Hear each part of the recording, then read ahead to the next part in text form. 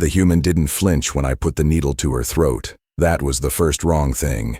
In 41 years of killing for the Ascendancy, I had pressed that needle a Keth venom stiletto, thinner than an eyelash, colder than orbital shadow, against the skin of 209 targets. Bravari diplomats, Selthari warmongers, Corvain dissidents, even 3 of my own kind, Valori, who had betrayed the magistrate's trust. Every single one of them flinched. It is a reflex deeper than courage, deeper than training. The body knows what the body knows. She didn't flinch. She was sitting at a desk in a rented room on Oven Station, writing something by hand on actual paper with an actual ink instrument. And when I materialized from the shadow cloak behind her and brought the needle to the soft depression just below her left ear, she stopped writing, set down the pen, and said, without turning around, "You're early. I wasn't expecting you until tomorrow." I should have killed her then. The contract was simple. Meren Vasic, human, age 62 standard, former trade attaché, current dissident, threat classification, moderate, termination authorized by Magistrate Dreveth's office, countersigned by the 8th Bureau, payment already deposited. All I had to do was push the needle 3 millimeters deeper and let the Keth venom do what Keth venom does, which is turn a central nervous system into a cascading series of failures so fast that death arrives before pain. 3 millimeters. I have killed people with less effort than it takes to blink. Instead, I said, "You were expecting me." She turned then. Slowly, the way you turn when you know there's a predator behind you and running will only trigger the chase reflex. She had a face like weathered stone, deep lines, sun-darkened skin, gray hair cropped short and uneven, as if she'd cut it herself with a field knife. Her eyes were dark brown, almost black, and they looked at me the way a geologist looks at an interesting rock formation, with curiosity, with patience. "Not you specifically," she said, "but someone like you. I've been making enough noise that your magistrate would have to respond eventually. I assumed a knife in the dark. Your people do love your knives in the dark. I am Valori. I should explain what that means, since you are most likely not one, and since the rest of this account will make no sense without context. The Valori are where the Ascendancy's edge. Not its face, not its voice, not its fleet. Its edge. We are tall, gray-skinned, double-jointed in ways that make us uncomfortable to watch, and we can slow our hearts to 4 beats per minute, which makes us nearly invisible to thermal sensors. We are biologically suited to patience, to stillness, to waiting in a shadow for 6 hours without a muscle tremor. Evolution made us ambush predators on a world of dense fog and vertical stone. The Ascendancy made us assassins. I say this without pride. I'm telling you what. I am the way you'd tell someone the chemical composition of a poison. Factual. Relevant. My name is Toreth Vask. I have killed 209 sentient beings over the course of 4 decades, every one of them authorized by the lawful government of the Valori Ascendancy, every one of them classified as a threat to the stability of the state. I believed this. I believed it the way you believe in gravity, not as an opinion but as a condition of the universe. The Ascendancy was order. Threats to the Ascendancy were disorder. I was the mechanism by which disorder was resolved. I was very, very good at it. And now this human woman with her paper and ink and her absolute absence of fear was looking at me like I was the interesting part of her evening, and I had not pushed the needle. "Sit down," she said. "I made tea. Well, the station's approximation of tea. It tastes like someone described tea to a machine that had never encountered a leaf. I'm here to kill you." "Yes, I gathered that from the needle at my throat. Sit down anyway." The room was small. Oven Station was a mid-tier trading post in the Varathi corridor, one of those places that exists because 3 shipping lanes intersect nearby, and someone had the foresight to bolt a pressurized habitat to an asteroid. The walls were bare composite. The furniture was rented. There was a narrow bed, the desk where she'd been writing, 2 chairs, and a hot plate with a battered kettle on it. The only personal items I could see were a stack of paper, the pen, and a small framed photograph on the desk that I couldn't see clearly from my angle. I did not sit down. "The contract specifies immediate termination," I said. "There is no provision for conversation." "There's no provision against it either, is there?" She was correct. The contracts never specified method beyond the broad strokes. Clean. untraceable, confirmed. How I achieved those 3 criteria was my professional discretion. "Why aren't you afraid?" I asked. It was an unprofessional question. In 4 decades, I had never asked a target anything beyond what was operationally necessary. But the absence of her fear was not merely unusual, it was structurally wrong, the way a building with no foundation is wrong. Fear is load-bearing. Without it, the entire architecture of the kill becomes unstable. She poured 2 cups of whatever the station's dispensary called tea, and set one on the edge of the desk nearest the second chair. "I'm 62 years old," she said. "I've been a trade attaché, a smuggler, a political organizer, and for the last 6 years a very loud problem for your magistrate. I've been arrested twice, shot once, and I spent 8 months in a Brevari detention facility that was, and I mean this precisely, designed to make you wish you were dead without actually letting you die. I have a daughter I haven't seen in 4 years because seeing her would put her in danger. I have a granddaughter I've never met." She sipped the tea and grimaced slightly. "I'm not unafraid. I'm just past the point where fear changes my behavior. There's a difference. I should have killed her then." I sat down. The tea was terrible. She was right about that. It tasted like mineral water that had been in the same room as a plant. "Ask your questions," she said. "You have them. I can see it in the way you're holding that needle like a pen you've forgotten you're gripping." I looked down. She was right about that too. I had lowered the stiletto to my side without making a conscious decision to do so, and I was holding it loosely, the way I hold a stylus when I'm reviewing documents. Not a combat grip, a thinking grip. "How did you know I was coming?" "I didn't know. I prepared for the likelihood. Your magistrate follows patterns. I've been studying those patterns for 6 years. "Studying them how?" "The same way you study anything. You collect data, you look for repetition, you map the logic." She set down her cup. "Tell me something, assassin. How many of your 209 kills were human?" The question startled me, though I didn't show it. Velori don't show surprise. We show nothing, ideally. "That information is classified. Humor me. You're going to kill me anyway. What's the harm?" 17. The answer was 17. I had killed 17 humans over the course of my career. The first was in my 6th year of service, a human freight captain running weapons to Corvain separatists. The most recent was 4 years ago, a human data broker who had allegedly been selling Ascendancy fleet movements to the Selthari Combine. 17, I said. I still don't entirely know why. She nodded, as if I had confirmed something she already suspected. "And how many of those 17 were verified threats to the Ascendancy? Not by the 8th Bureau's classification, by your own assessment.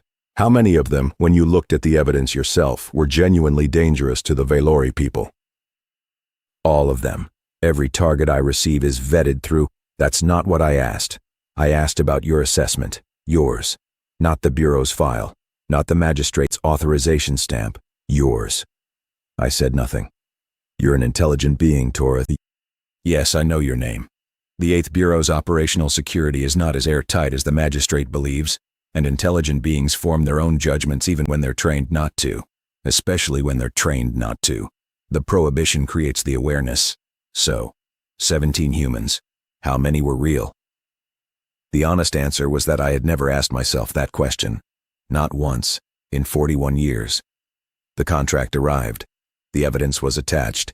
I reviewed the evidence for operational details, location, habits, security measures, vulnerabilities. I did not review it for validity. Validity was not my function. My function was the 3 millimeters.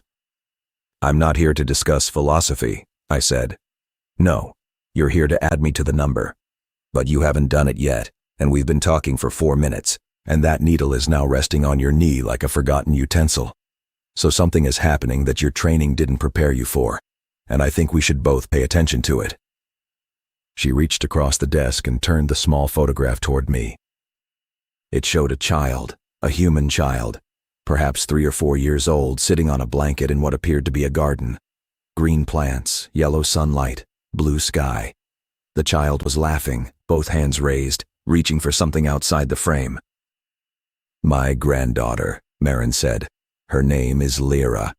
That photograph was taken 8 months ago on a colony called New Thessaly, which your magistrate has probably never heard of because it has nothing worth taking and nothing worth destroying. It's a farming settlement. 3,000 people. They grow modified wheat and raise animals and argue about water rights. Why are you showing me this?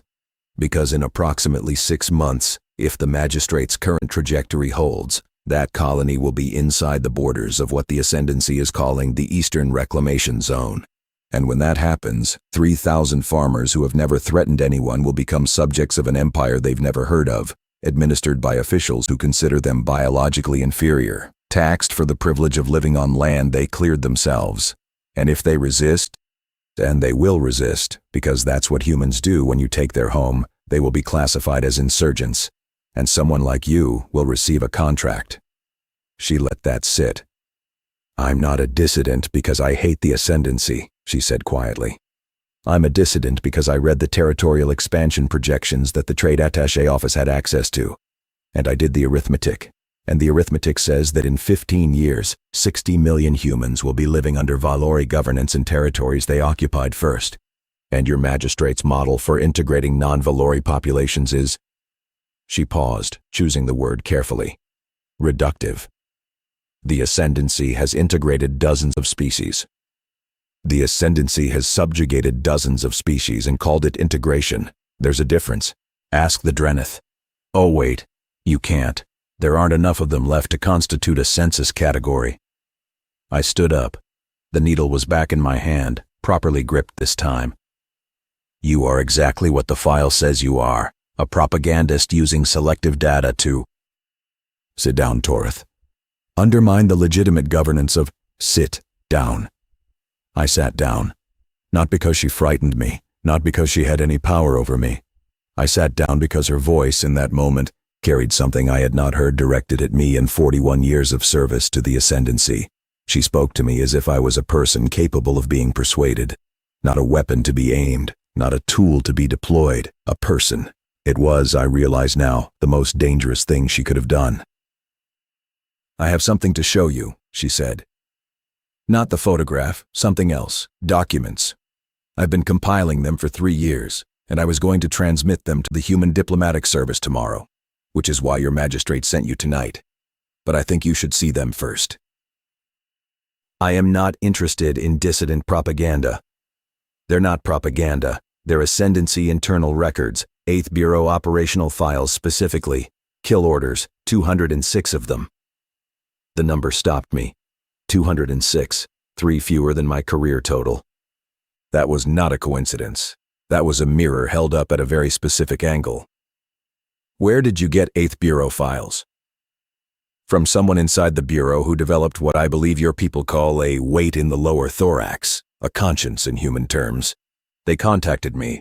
I verified the documents independently. Who?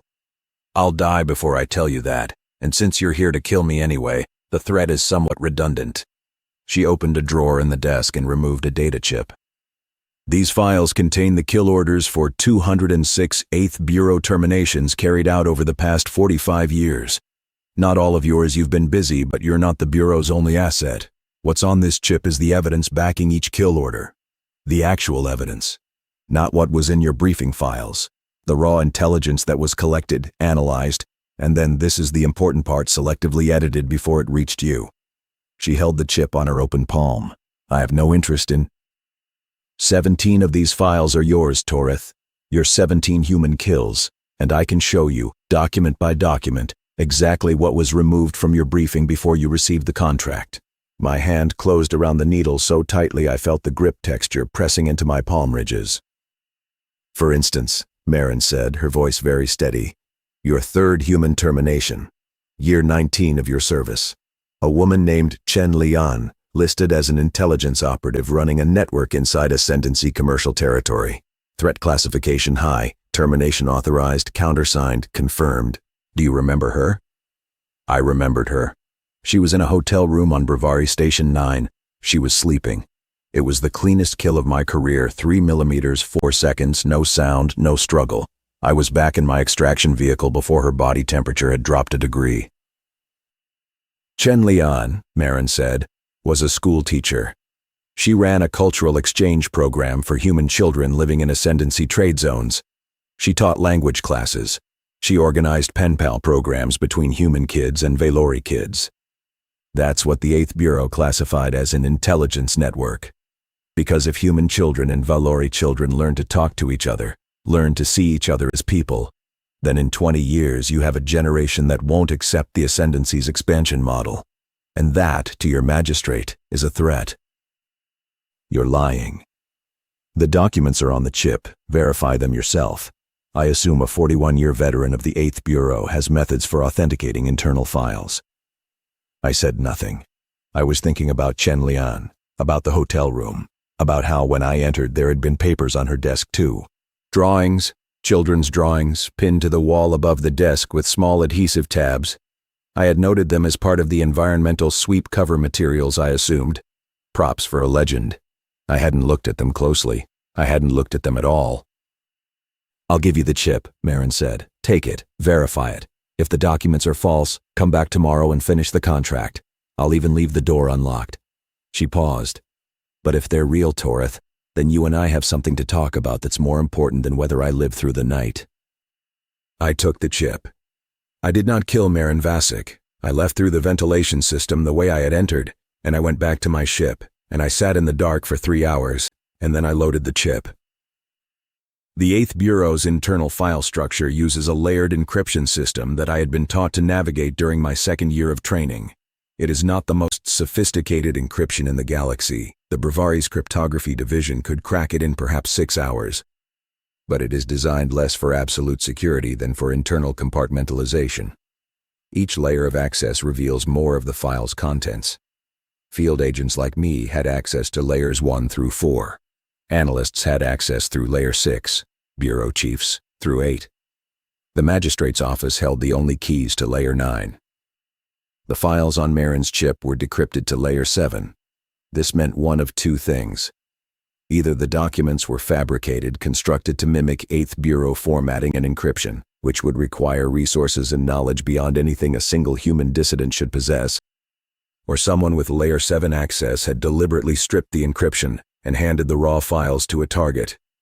I began with the file I knew best, my own. Kill Order 7-Vask-0019-HC. Target, Chen Lian, human female, age 34. Classification, Intelligence Operative Active Network. Ascendancy Commercial Zone 14.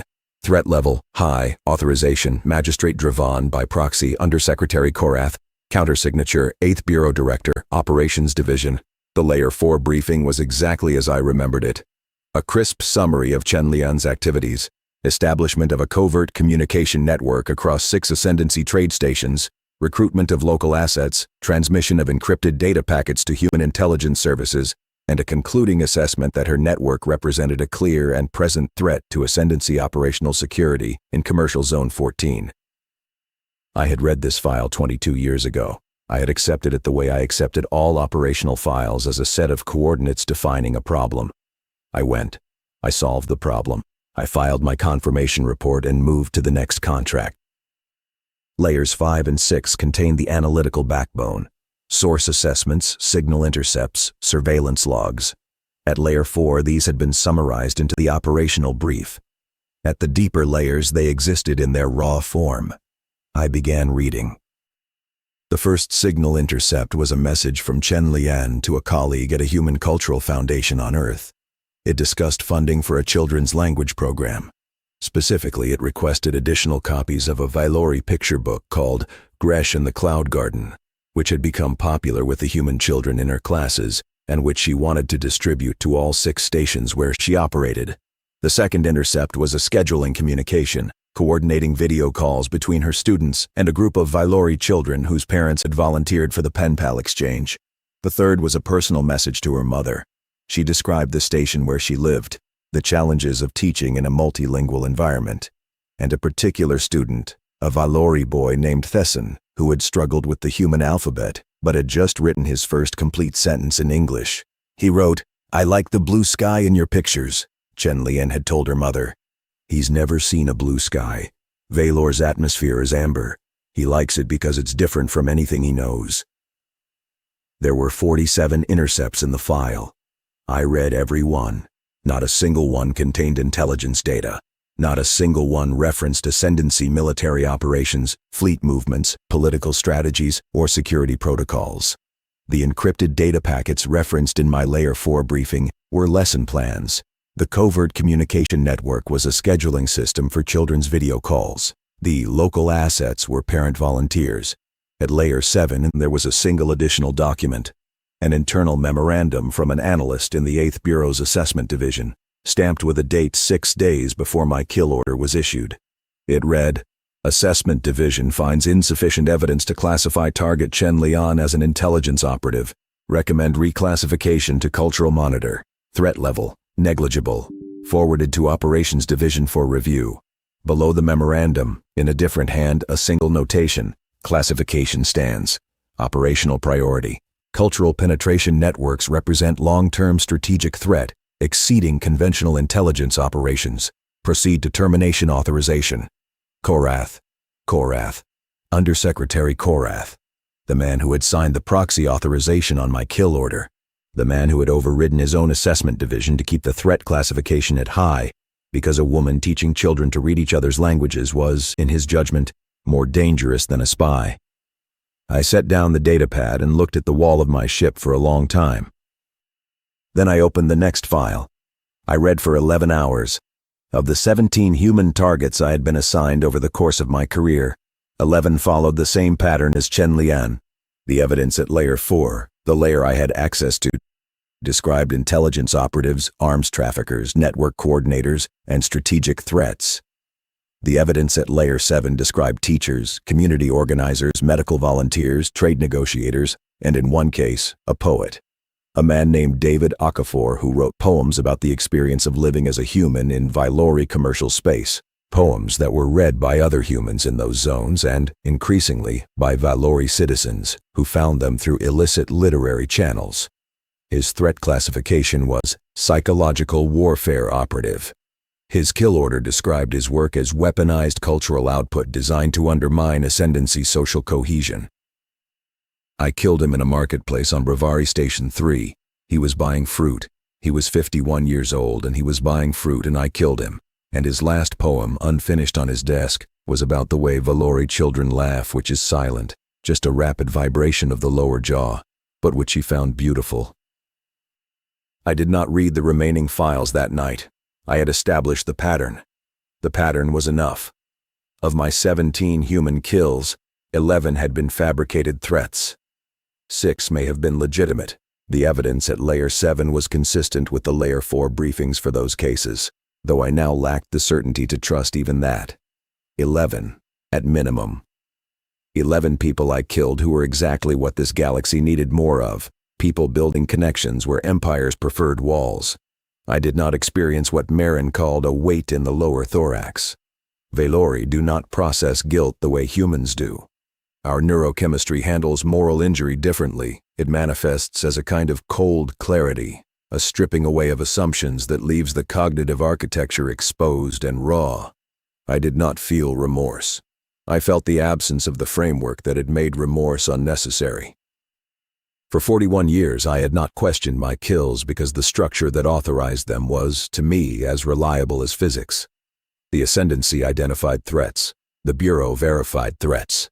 I eliminated threats. The system was closed, self-reinforcing, and I was inside it the way a gear is inside a machine, purposeful, precise, and incapable of seeing the machine's output from the machine's interior. Meren Vasic had handed me a window, and through that window, I could see that the machine's output was not order. It was silence. The specific silence that remains when you remove every voice that might have taught two civilizations to understand each other. I returned to Meren's room the following evening. I did not use the ventilation system. I knocked on the door. She opened it, looked at me, and I saw her read my face the way a navigator reads a star chart quickly, comprehensively, and with the practiced calm of someone who has been reading bad news for a very long time. "You verified them," she said. "I verified 11 of 17. "And the other 6? "Inconclusive. The Layer 7 evidence is consistent with the briefings, but I no longer trust consistency as a metric." She nodded and stepped aside to let me in. The room was unchanged. The photograph of her granddaughter was still on the desk. The kettle was cold. The remaining files, I said. The ones that aren't mine. 189 additional kill orders. What do they show? The same pattern. Not every file, some of the targets were genuine threats as far as I can determine. Perhaps 30%, but the rest. She sat on the edge of the bed. The 8th Bureau has been used for at least 45 years as a tool for eliminating anyone Vylori, human, Bravari, Selthari, any species who threaten the Magistrate's expansion model. Not by attacking it, by making it unnecessary. Every person who built a bridge, taught a language, wrote a poem, healed a patient across species lines, organized a community that proved coexistence was possible, every one of them was a living argument against the Ascendancy's foundational premise. And the Magistrate's response was to make them dead. You're describing a conspiracy. I'm describing a policy. Conspiracies are secret. This was systematic, documented, authorized, and funded. The only secret was the evidence manipulation, the gap between what the analysts found and what the field agents received. That's the hinge. That's what makes it work. You don't need to corrupt the assassins. You just need to control what they see. She was right. I knew she was right because I was the proof. 41 years of service, 209 kills, and I had never once looked past my briefing file. Not because I was incurious, but because the structure was designed to make curiosity unnecessary. Every layer reinforced the one above it. Every authorization confirmed the one before it. The system didn't need me to be loyal. It needed me to be efficient. Loyalty was a byproduct of never having a reason to doubt. What do you want? I asked. I want to transmit these files to the Human Diplomatic Service, to the Bravari Transparency Council, and to the independent press on 6 stations. I want them public. I want the Magistrate to have to answer for 45 years of murdering the galaxy's bridge builders in the dark. If you do that, the Ascendancy will deny everything. They'll classify you as a fabricator, discredit the source. That's why I need a witness, Meren said. Not just the files, a voice. Someone who can say, I was the weapon. I was inside the machine. I saw what it produced, and I can tell you, name by name, what was destroyed. She was looking at me, steady, unblinking. You want me to testify? I want you to tell the truth. I have killed 209 people for the Ascendancy. If I testify, I will be executed. Not by the Magistrate, by the legal systems of every civilization whose citizens I terminated. Probably, she said. Yes. And you think I should do this? I think you're the only person alive who can. You're not a dissident. You're not a politician. You're the 8th Bureau's most accomplished operative, and your testimony would be unimpeachable precisely because you have no reason to lie. You've already done the worst thing a person can do. The truth doesn't cost you anything you haven't already lost. I looked at the photograph of her granddaughter, the child reaching for something outside the frame, laughing. I need time, I said. You have until tomorrow. After tomorrow, I transmit regardless. I went back to my ship. I did not read more files. I already knew what was in them. Instead, I did something I had not done in 4 decades of professional killing. I tried to remember their faces. Not as targets, not as operational data points, as people. The 209. I tried to see them as they had been in the moments before I reached them, living, breathing, occupying space in the universe, casting shadows, making sounds. I tried to reconstruct it from the cold operational footage in my memory, some trace of who they had been. I could not do it. For most of them, I had only the briefest impressions. A silhouette through a window, the sound of breathing in a dark room, a shape at a desk, in a bed, in a corridor.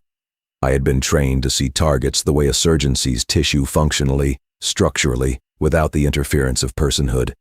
But I remembered Chen Lian's room, the children's drawings on the wall, and I remembered David Okafor at the marketplace, reaching for a piece of fruit, and the way the light had caught his face, and how for a fraction of a second before I activated the needle, he had been smiling at something I could not see.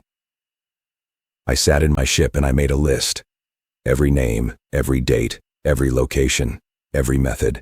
209 entries written in my own hand on a data pad, and next to each one, every detail I could recall about the moment of their death. It was not much. For most, it was almost nothing: a location, a time, a clinical description of the termination method. But for some, there were fragments, a book left open, a meal half-eaten, A message blinking on a screen. The detritus of interrupted life. It took me 5 hours. When I finished, I had a document that was not a confession, and not an intelligence report, and not a testimony. It was an inventory.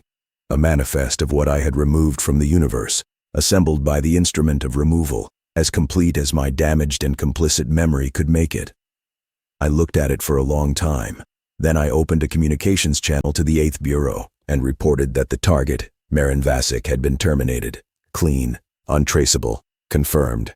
I uploaded a fabricated biometric confirmation, easily done when you know the system's verification protocols, and closed the channel. This was the first time in my career that I had lied to the Bureau. It would not be the last. The 8th Bureau's operational headquarters occupied the 17th through 22nd floors of the Citadel in Valor's capital, a building whose external appearance, gray stone, narrow windows, geometric precision, told you everything you needed to know about the institution inside it. I had entered this building perhaps 300 times over my career, always through the same unmarked door on the building's north face, always using the dedicated lift that bypassed the administrative floors and delivered field operatives directly to the briefing rooms on 18. I was not going to 18. I was going to 21, which housed the records division, and I was going to do something that would, if discovered, result in my immediate arrest, interrogation, and execution. I was going to verify Meren documents against the Bureau's own master files. The data chip she had given me was compelling. But I am Valori, and the Valori do not act on a single source. I needed to see the originals. I needed to stand in the Bureau's own archive and confirm with my own eyes that the files Meren had shown me were not sophisticated fabrications designed to turn me. Because that was the other possibility, the one I had to rule out before I could move forward. Meren was a known dissident with extensive connections across multiple species. It was not impossible that her documents were manufactured, a precisely targeted deception designed to compromise the Ascendancy's most experienced operative. The human intelligence services were capable of such operations. Their methods were different from ours, less precise, more adaptive, relying on psychological manipulation rather than clean elimination. But they were not incompetent. If they wanted to turn a Valori assassin, presenting him with fabricated evidence that his kills were illegitimate would be an elegant approach. I had to know. The records division on 21 was staffed by a rotating team of archivists who were, by design, the least imaginative people in the Bureau. Archivists were selected for precision, routine adherence, and an absolute absence of curiosity. They maintained the files. They did not read them. They processed retrieval requests, verified authorization codes, and returned materials to their proper locations. They were human-shaped filing systems, and they were the reason the Bureau's records had maintained integrity for over a century. I knew one of them, Tessa Vaughn. She had been an archivist for 23 years, and I had interacted with her exactly 9 times over my career, always in the context of routine file retrievals for post-operation debriefs. She was methodical, incurious, and she maintained a vegetable garden in her quarters that she talked about with the only enthusiasm I had ever seen her display. I needed her help, not her willing help. I would not put her at risk by asking her to participate knowingly. I needed her routine, her predictability, her 23 years of doing exactly the same thing at exactly the same time. At 1400 hours, Tessa Vaughn took her break. She walked to the staff commissary on 16, purchased a cup of Mevra, a Valori stimulant tea, and returned to her station at 1422. During those 22 minutes, the archive was monitored only by automated systems I had been trained to navigate. I entered at 1403. The Bureau's master archive was a physical space, a conscious decision made decades ago when the Ascendancy's intelligence leadership concluded that digital archives, no matter how well encrypted, were vulnerable to remote intrusion. The master copies of all operational files existed as encoded data crystals stored in climate-controlled vaults. To read them, you had to physically be in the room, with physical access to the reading terminals, using physical authorization tokens. I had my authorization token. Every field operative carried one. It granted access to operational files up to Layer 4, the same level I received in my briefings. Layer 4 would not tell me what I needed to know. But I was not here for my token's access level. I was here for the terminal itself. The reading terminals on 21 were hardwired to the master crystals. When you inserted a token, the terminal displayed the layers your clearance permitted. But the data crystals contained all layers simultaneously. The terminal was the filter. The token was the key. And I knew because I had been trained by the Bureau's own technical division in electronic countermeasures. How to convince a terminal that a Layer 4 token was a Layer 7 token. It was not sophisticated.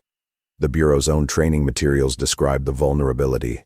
But the vulnerability had never been patched, because patching it would require replacing every terminal and every token in the system, and the Bureau's leadership had concluded that the risk was negligible.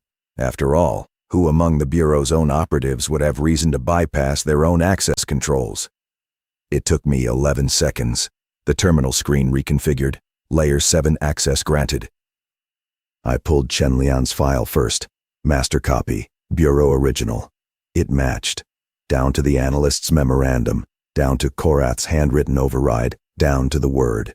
Meren's copies were not fabrications. They were the Bureau's own records, extracted intact. I pulled David Okafor's file. It matched. I pulled 7 more. They all matched. The files were real. The evidence was real. The pattern was real. The 8th Bureau, on the authorization of the Magistrate's Office, had spent 45 years systematically eliminating anyone who built meaningful connections between species, and had done so by fabricating threat classifications to justify the kills to its own operatives. I was standing in the archive staring at the 9th file on the terminal screen when I heard the door behind me open. Toreth. I knew the voice. I had known it for 37 years. Korath, not the undersecretary. His title was correct, but it undersold him dramatically. Korath was the Bureau's operational architect, the person who designed targeting strategies, approved evidence packages, and maintained the pipeline between raw intelligence and kill authorizations. He was, in the most literal sense, the person who decided what I saw and what I didn't. He was also, and had been for 37 years, my handler. He entered the archive alone. He was shorter than me. Most Valori are shorter than field operatives, who are selected partly for physical dimensions, with the pale gray skin and narrow features common to Valor's northern continent. His eyes were the color of iron filings, and they were looking at me with an expression I had never seen on his face before. Resignation. I knew you'd come here, he said. I didn't know if it would be today or tomorrow, but I knew you'd come. You know about Vasik's documents. I know everything about Vasik's documents. I know who gave them to her. I know what she showed you. I know you didn't kill her. He closed the door behind him and walked to the second reading terminal, where he stood with his hands clasped behind his back. The biometric confirmation you uploaded was excellent work. If I hadn't been specifically watching for it, it would have passed review. You were watching for it. I've been watching for this moment for a long time, Toreth. Not with you specifically. With any operative who might encounter the right information at the wrong time. You are not the first of my operatives to have questions. What happened to the others? His silence was its own answer. You killed them, I said. I resolved a security vulnerability, which is what I should do now. He took a long breath, the Valori equivalent of a sigh, a slow hiss through the nasal passages. But I am tired, Toreth. And you are the best operative I have ever managed, and this will go more smoothly if I explain, rather than simply clean up. Explain what? That you've been fabricating evidence for 45 years? That I've been protecting the ascendancy for 45 years. The evidence is adapted. Yes. The threat classifications are adjusted. Yes. But the underlying strategic assessment is sound. These people, these teachers and poets and community organizers, they are a threat. Not the kind you were trained to recognize, not the kind that carries weapons or transmits intelligence, but a deeper kind, a structural threat. He turned to face me directly. The ascendancy is an empire, Toreth. It holds because its subjects believe that the alternatives to Valori governance are worse than Valori governance. That belief depends on separation, on the maintained distance between species that allows each population to see the others as abstractions rather than individuals. When a human woman teaches Valori children to read, when a poet makes Valori citizens feel empathy for humans, When a doctor heals across species lines and people see it, the abstraction collapses. And when the abstraction collapses, the empire has no foundation. So you kill the people who make others real. I remove the vectors of structural dissolution. It's not personal, it's not cruel, it's mathematics. An empire of 12 billion people depends on a set of maintained fictions. Every person who erodes those fictions makes the collapse more likely. And when empires collapse, the death toll is not measured in hundreds. It is measured in millions. He said this calmly, without defensiveness, the way an engineer explains the load-bearing requirements of a bridge. You believe this, I said. I believe the mathematics. Chen Lian was a schoolteacher.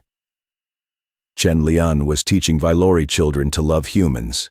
In 20 years, those children would be adults who question why their government treats humans as inferior.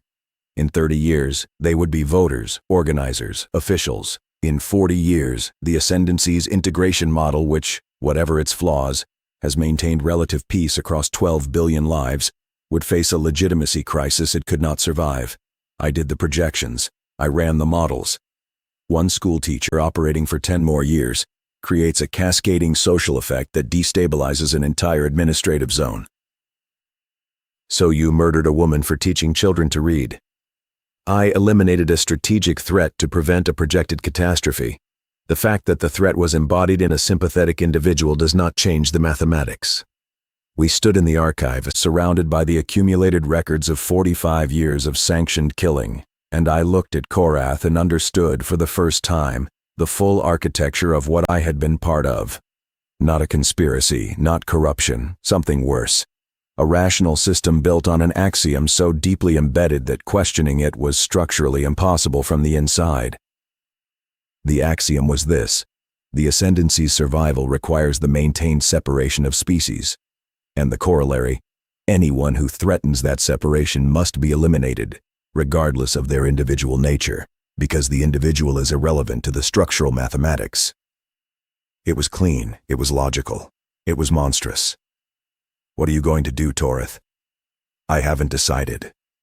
Then let me help you decide. He stepped closer. If you go public, the Ascendancy will deny everything. The files will be classified as fabrications. You will be labeled a compromised operative turned by human intelligence services, and your testimony will be discredited before it reaches any audience that matters. And then you will be killed, not by me, by someone younger, faster, and less conflicted. The Bureau has no shortage of instruments. You're threatening me. I'm describing the system's immune response. I don't need to threaten you. The system does that on its own. He paused. But I'm also offering you something the system doesn't know about. An alternative. What alternative?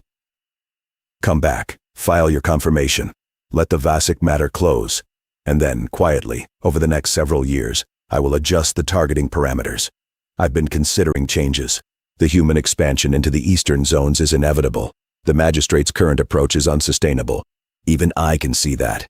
If we transition gradually, if the integration is managed rather than resisted, the mathematics change. You're offering reform. I'm offering survival, yours, mine, and the system's. Dramatic revelation achieves nothing except chaos. Gradual adjustment achieves stability. And the people already dead? Are dead. Nothing changes that. The question is whether more die. He was watching me with those iron-filing eyes, and I could see him calculating not just the strategic implications, but the personal ones. He was my handler.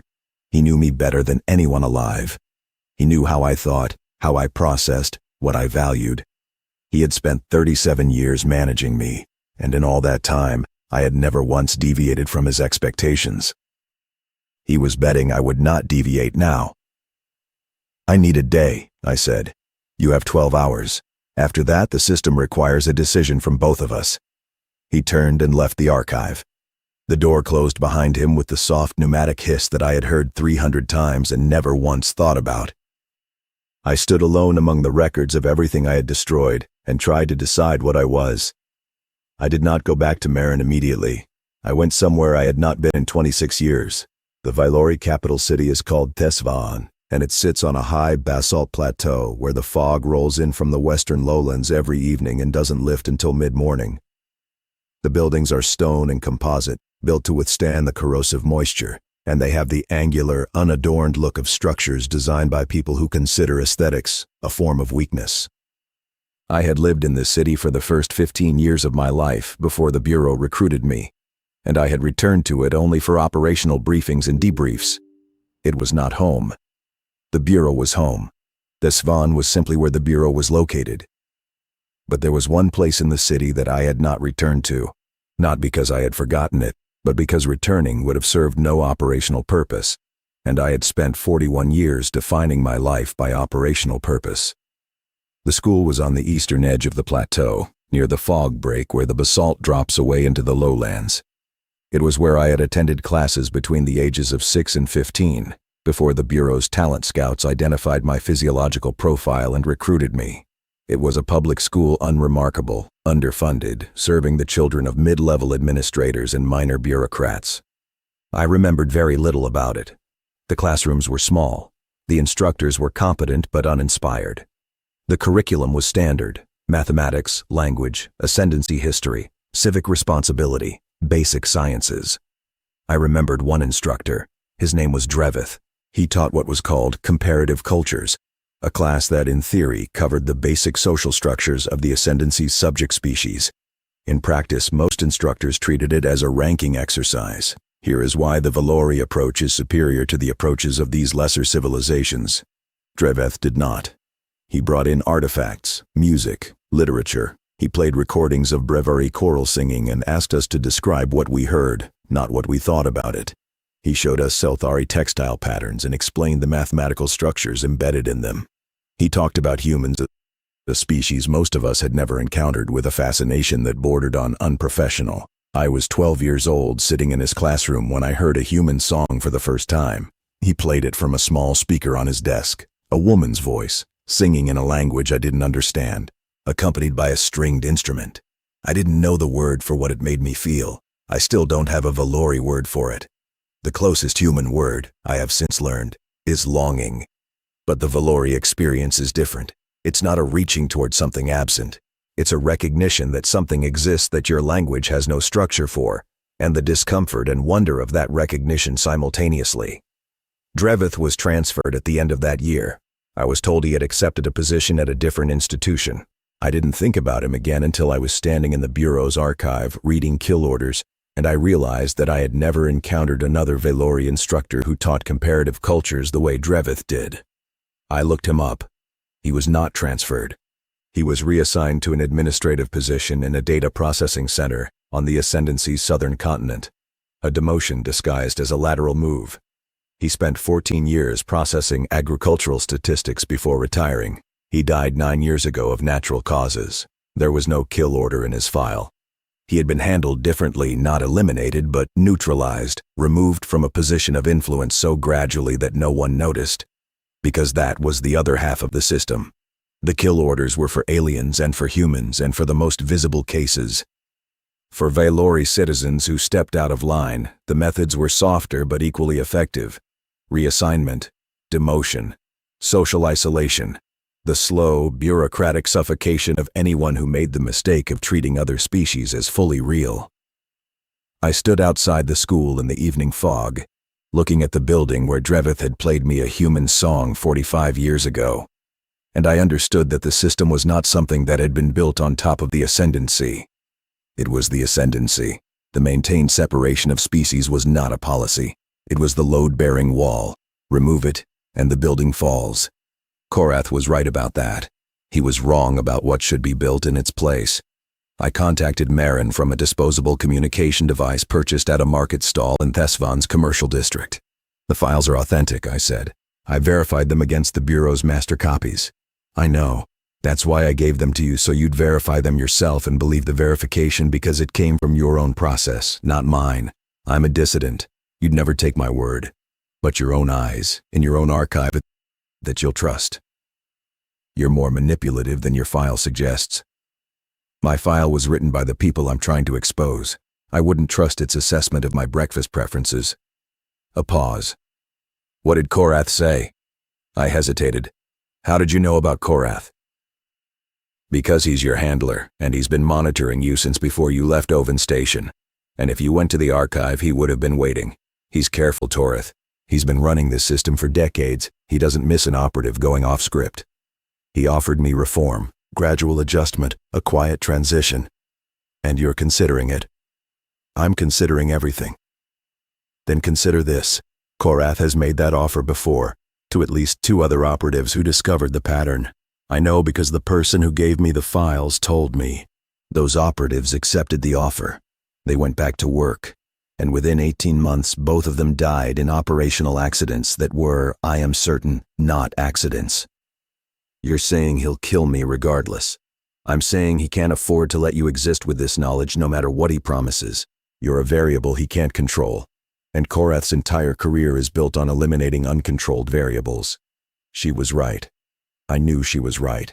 I had known it in the archive, watching Korath's face, the resignation, the fatigue, the carefully constructed appearance of candor. He was performing openness. He was showing me what he wanted me to see. It was exactly what he had done to me for 37 years. What do you need from me? I asked. Meet me on Oven Station in 3 days. Bring your list. What list? The one you wrote last night. The names, the dates, the details. I know you wrote it, Toreth. It's what a person does when the framework breaks. You make an inventory of the damage. She ended the communication. I stood in the market, surrounded by the noise and movement of Thesvan's commercial district. Vendors calling, air filtration systems humming, the distant rumble of cargo transports on the plateau's landing pads, and I made my decision. Not the final one. I wasn't ready for the final one. But the intermediate decision? I was going to Oven Station. I was going to bring the list. And I was going to listen to whatever Meren proposed, because the only alternative was to go back to the Bureau, accept Korath's offer, and wait for the operational accident that would close my file. There was a third option, of course. I could disappear. The galaxy is large, and I am very good at not being found. I could vanish into the deep frontier, assume a false identity, live out whatever years remain to me in anonymity. But disappearing would leave the list in a dead man's hand. The names would remain unspoken.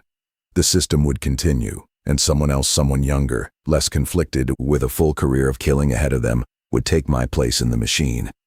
That, I found, was not acceptable. I did not yet know what I was willing to do, but I knew what I was not willing to let continue. Oven Station had not changed. The same composite corridors, the same recycled air, the same transient population of traders, refugees, and people who preferred to exist in the gaps between jurisdictions. Meren's rented room was unchanged as well, desk, kettle, photograph, the same terrible tea. But Meren was not alone. There were 4 others in the room, and the room was too small for 6 bodies, which meant we were standing in a configuration that felt less like a meeting and more like a conspiracy in a closet, which I suppose was accurate. Toreth, Meren said, these are people you need to meet. The first was a Bravari, short, dense-bodied, with the layered scaling typical of their species, and eyes that tracked movement with the unsettling precision of a predator evaluating prey. Counselor Dreveth, Meren said, formerly of the Bravari Transparency Council, currently in exile, because the Council's independence is somewhat less independent than its charter suggests. Solt nodded to me. His expression was unreadable. Bravari faces don't map to Vylori emotional recognition templates, and I had never bothered to learn to read them. The second was a human man, young perhaps 30, with the lean, sharp-cornered look of someone who had spent time in places where food was unreliable. His name was Dio Okafor. I stopped. Okafor, I said. Yes, the young man said. His voice was calm, but his hands were not. His left hand was gripping his right wrist behind his back, knuckles pale. David Okafor was my father. The room contracted around me. I looked at Meren. He knows, she said. He's known for 2 years. He's here because he chose to be. I looked at Dio Okafor, my target's son, the child of a man I had killed in a marketplace on Bravari Station 3 while he was buying fruit. I searched his face for rage, for the promise of violence, for the coiled energy of a person who has spent years planning to stand in a room with his father's killer. What I saw instead was worse. He was studying me with the same expression his father must have worn when examining the Vylori children's laughter that became his last poem. Curiosity. The painful, specific curiosity of someone trying to understand a thing that has damaged him. "I'm not here for revenge," Dio said. "If I wanted revenge, I could have arranged it without sitting in this room smelling whatever that is she calls tea." "It's a cultural experience," Meren said. "I'm here," Dio continued, "because my father believed that understanding was more valuable than punishment. He wrote about that, extensively, most of it still in print, if the ascendancy hasn't gotten to the publisher yet." He paused. His grip on his own wrist tightened. "I won't pretend I don't hate you. I do. I've hated you for 2 years since I learned your name and saw your operational file. But hatred is not the same as purpose, and purpose is what I'm here for." I said nothing. There was nothing adequate to say. The third person was a Selthari, tall, thin, with the fibrous silver hair and elongated fingers of their species. Meren introduced her as Vreth Kosa, a former intelligence analyst for the Selthari Combine who had identified the same pattern of targeted killings within her own government's records and had been exiled for reporting it. The fourth was a Valori. I recognized her immediately, not by face, by posture, by the way she held herself in the cramped room with the controlled stillness of someone trained in the same institution I was. "Tessavon," I said. "The archivist. The woman whose routine I had exploited to access the Bureau's records." "She's the source," Meren said. "She's the one who gave me the files." Tessavon, quiet, incurious garden-tending Tessavon, looked at me with the flat, steady expression I now recognized as something other than incuriosity. It was control. 23 years of control, maintaining a cover so perfect that I had used her predictability as a tool without ever suspecting that the predictability was a performance. "Your bureau," I said. "I'm an archivist," she corrected. "I was always an archivist. That's all I've ever been.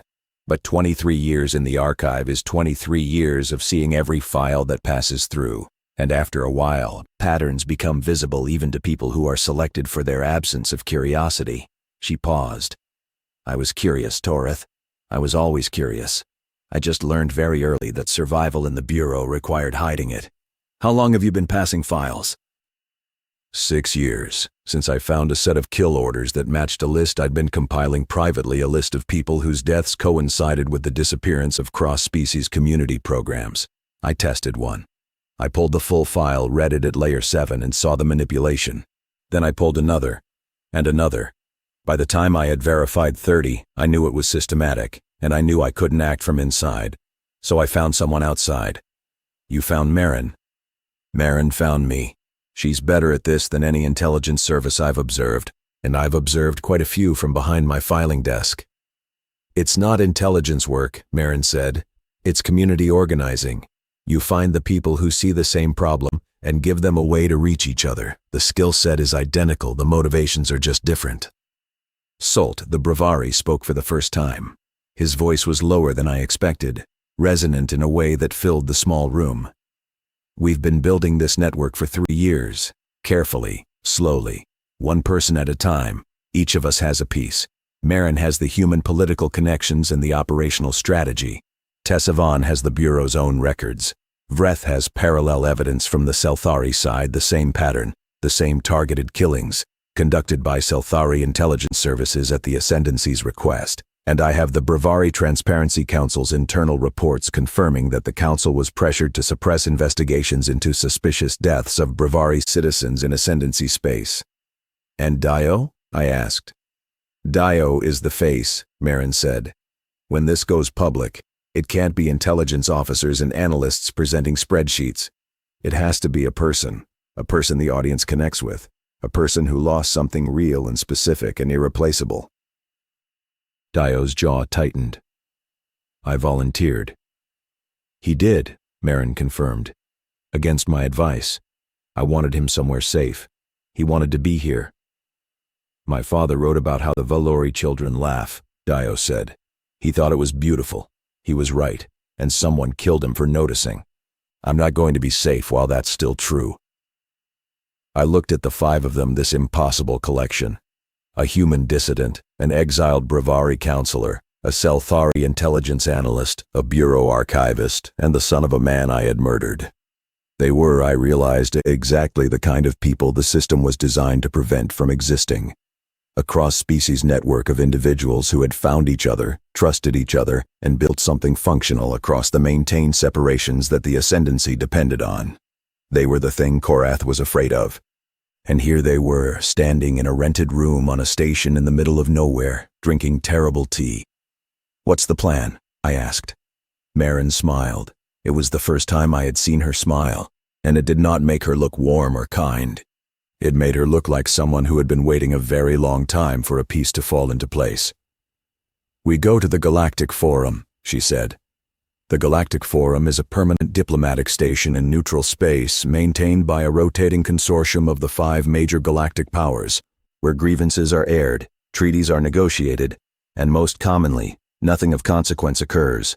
It is a place designed for process, for procedure, for the slow grinding of institutional machinery that produces outcomes no one is satisfied with and everyone can live with. I had never been there. Assassins do not attend diplomatic functions. But the forum had one feature that made it essential to Meren's plan, an open testimony provision. Article 17 of the forum's founding charter allowed any individual to request a public hearing before the full assembly. The provision had been included at the insistence of the Brevari, who had bitter historical experience with closed-door diplomatic processes, and it had been invoked perhaps 24 times in the forum's 90-year history. Most of those invocations had been ignored, tabled, or buried in procedural objections. But the provision existed, and the charter was clear.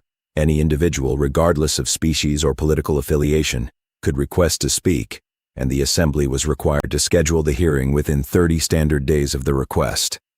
Getting to the forum was the problem. Oven Station was 7 transit jumps from the forum, and by my estimate we had approximately 4 days before the 8th Bureau realized that Meren Vasek was not dead. The fabricated biometric confirmation I had uploaded would survive casual review, but any serious audit, the kind triggered by, say, an intelligence report that the target had been seen alive on the same station where she was supposedly terminated, would expose the fraud immediately. "We need to move fast," I said, "and we need to avoid ascendancy shipping lanes." "We're not taking ascendancy lanes," Meren said. "We're taking the Perith route." I knew the Perith route by reputation. It was a chain of independent stations and unregulated transit nodes that ran through the gap between Ascendancy space and the Selthari Combine, a corridor used primarily by smugglers, refugees, and people who needed to get from one side of the sector to the other without appearing in any government's transit logs. It was slow, unreliable, and occasionally dangerous. It was also nearly impossible to monitor. "I've used it before," Meren added. "Twice. It's not comfortable, but it works." "The Bureau will anticipate it. The Bureau will anticipate me using it. They won't anticipate you using it.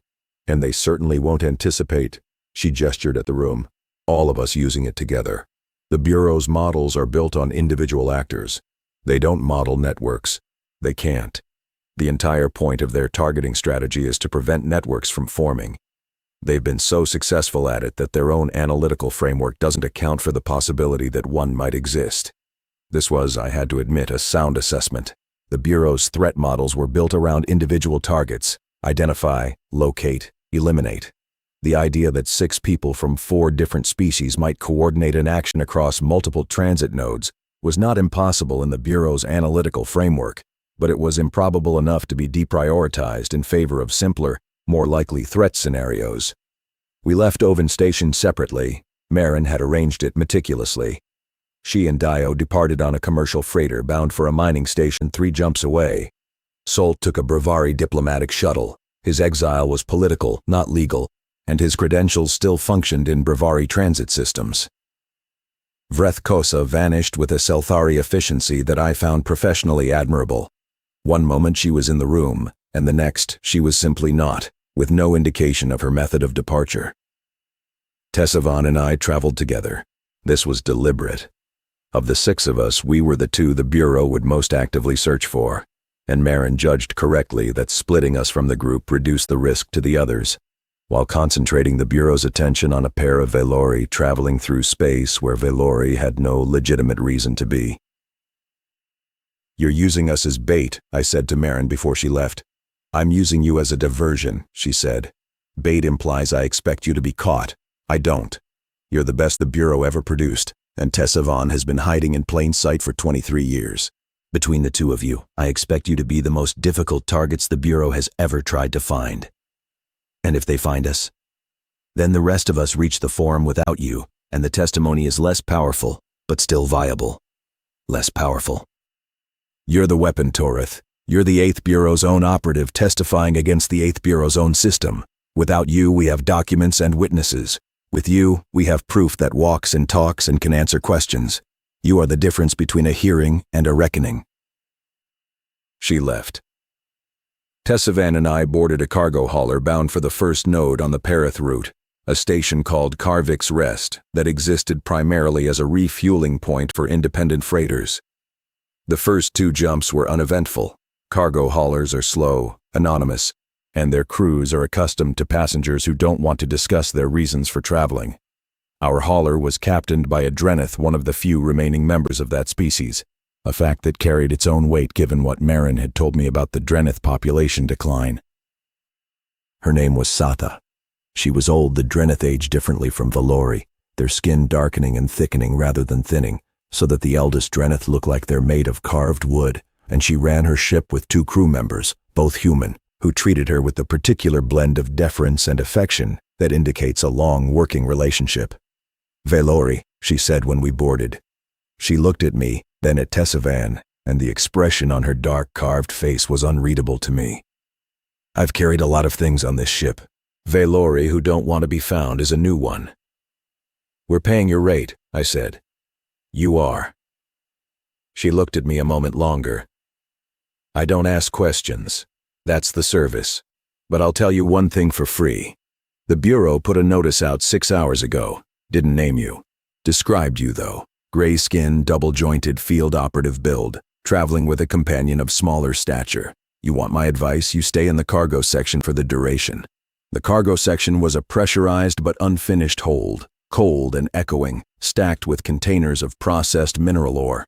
Tessavan and I found a space between 2 containers where we could sit without being visible from the main access corridor, and we settled in for the 18-hour transit to Karvik's Rest. "You said you were always curious," I said, after the first hour of silence. "The cold was manageable.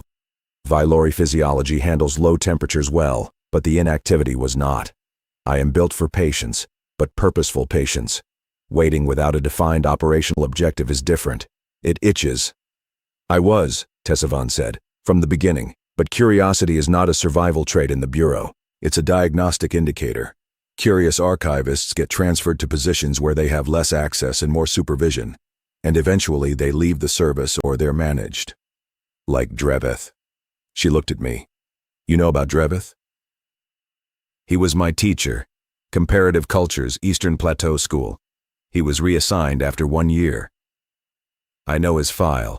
He's one of the domestic cases Valori citizens neutralize through bureaucratic methods rather than termination. The Bureau has a separate protocol for internal targets. Less dramatic, but equally effective." "How many?" "Internal neutralizations.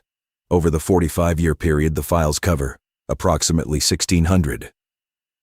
The number was staggering. 1,600 Valori citizens whose careers had been destroyed, whose work had been suppressed, whose lives had been rerouted not by violence, but by the steady, quiet application of institutional power. Added to the 206 kill orders for external targets, the total picture was of a system that touched every level of ascendancy society, shaping not just policy, but perception." "How did you survive?" I asked. "By being exactly what the Bureau expected an archivist to be. Dull, methodical, predictable. I maintained my routine, I tended my garden, I filed my reports on time. I never asked a question that wasn't procedurally required, and every evening in my quarters, I read the files I had accessed that day and added to my private records. For 23 years. 23 years, 4 months, and 11 days. I started counting on the day I read the first file that didn't match." "And you never considered leaving? Going public on your own?" "I considered it every single day, and every single day I made the same calculation. 1 archivist, alone, with no network, no allies, no legal protection, accusing the most powerful intelligence service in the ascendancy of systematic murder. The life expectancy of that action is approximately 48 hours. I needed a network. I needed someone outside the system who could receive the files, verify them independently, and build the political infrastructure to make the disclosure matter. I needed Meren. How did you find her? I didn't. She found me. She has a— Tessavon paused, searching for the word. A gravitational quality. She draws people to her, not through charisma or ideology, through competence. She is extremely good at identifying people who are carrying weights they can no longer bear alone, and she gives them a way to set the weight down. She's a community organizer. She is the single most effective human I have ever observed, and I have observed a great many, through 23 years of reading their files.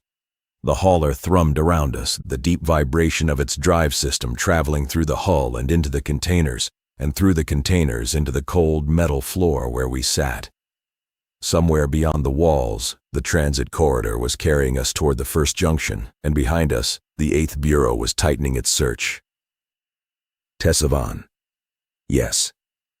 The person who overrode the assessment on Chenlian Korath, he's been doing this for decades. He genuinely believes the mathematics.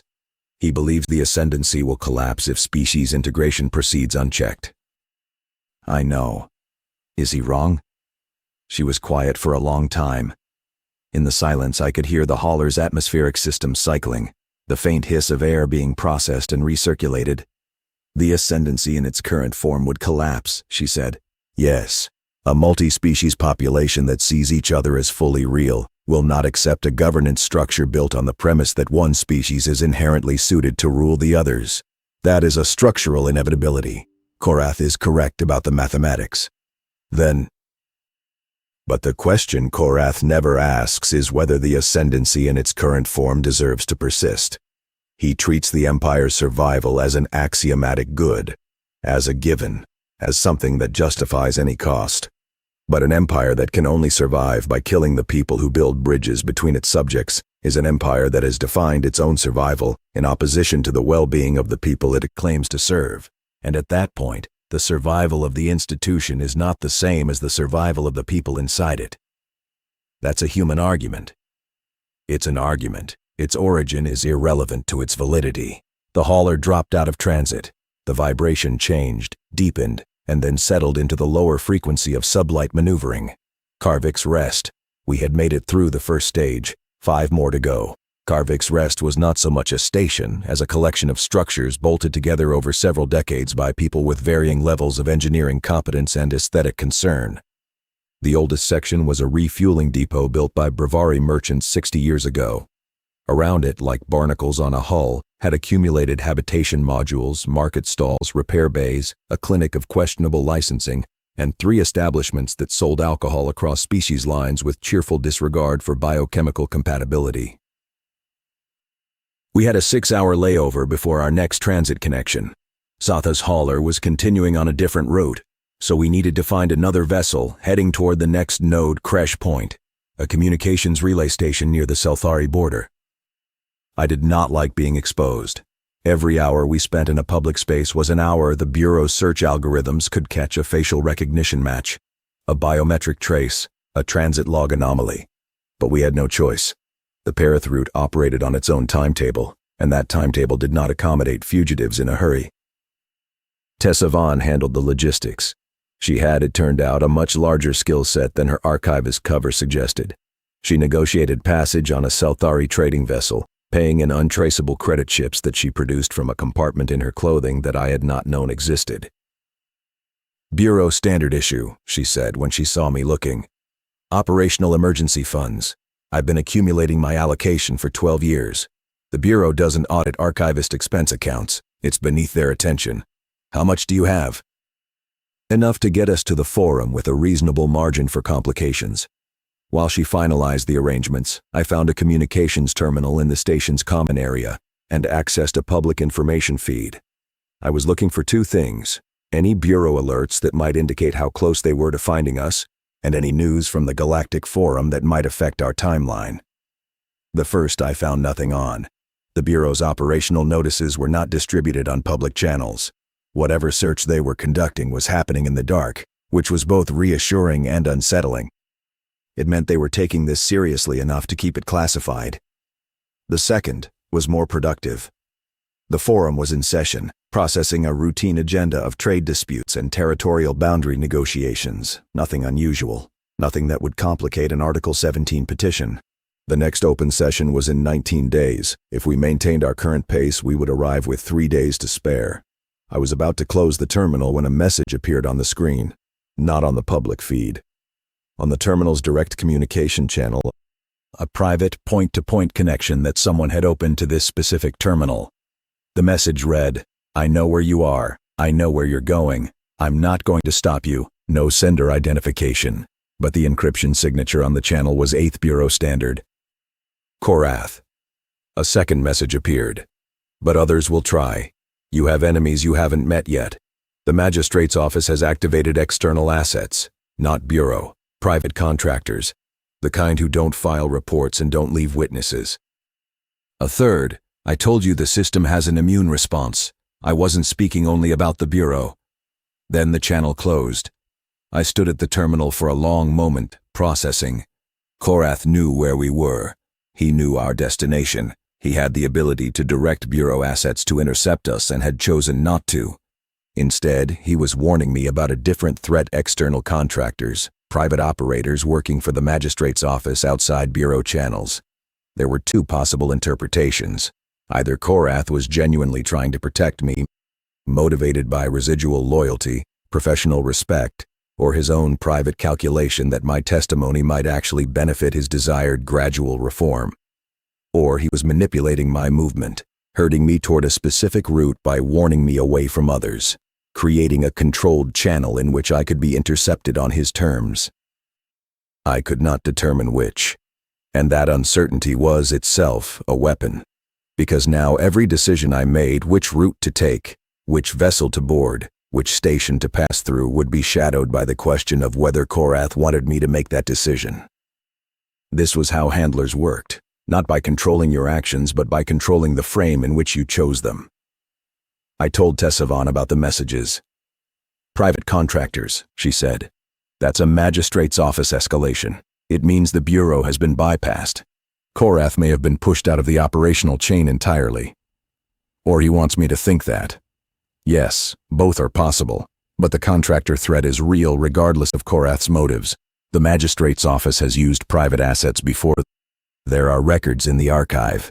They're typically less skilled than bureau operatives, but more numerous and less constrained by operational protocols, meaning they won't worry about collateral damage, meaning they'll kill everyone in a room to ensure the target is among them." We altered our route. Not dramatically, the Perith route offered limited options, but enough to introduce unpredictability. Instead of proceeding directly to Crash Point, we would transit to a smaller node first, an unregistered refueling point called Marker 7 that existed on no official charts and was known only to the route's regular users. Sata, still docked at Karvik's Rest, provided the coordinates when Tessavon asked. "Marker 7's a dead station," Sata said. "Automated refueling, no permanent population, no communications relay. You'll be invisible there, but you'll also be stranded until someone comes through. Could be hours, could be days." "We'll take that risk," I said. Sata looked at me with that carved wood face and said something I did not expect. "I'm Dreveth. Do you know what that means these days? There aren't many of you left. There are 12,000 of us left, out of a population that was 9 million 3 generations ago. The Ascendancy's integration of Dreveth space, which the Bureau classified as a pacification of a destabilizing element, reduced us by 99.8%, not through war, through policy, through the systematic dismantling of our agricultural systems, our educational institutions, our cultural transmission mechanisms, through the quiet, bureaucratic certainty that we were a problem to be managed, rather than a people to be engaged with." She was watching my face. I kept it still. "I don't know what you're running from," she said, "and I don't know what you're running toward, but I know the Bureau's work when I see it, and I know what it costs. If you're doing what I think you're doing, then you need to succeed. Not for my sake, it's too late for the Dreveth, But for the next species the ascendancy decides is inconvenient. She gave us the coordinates and returned to her ship.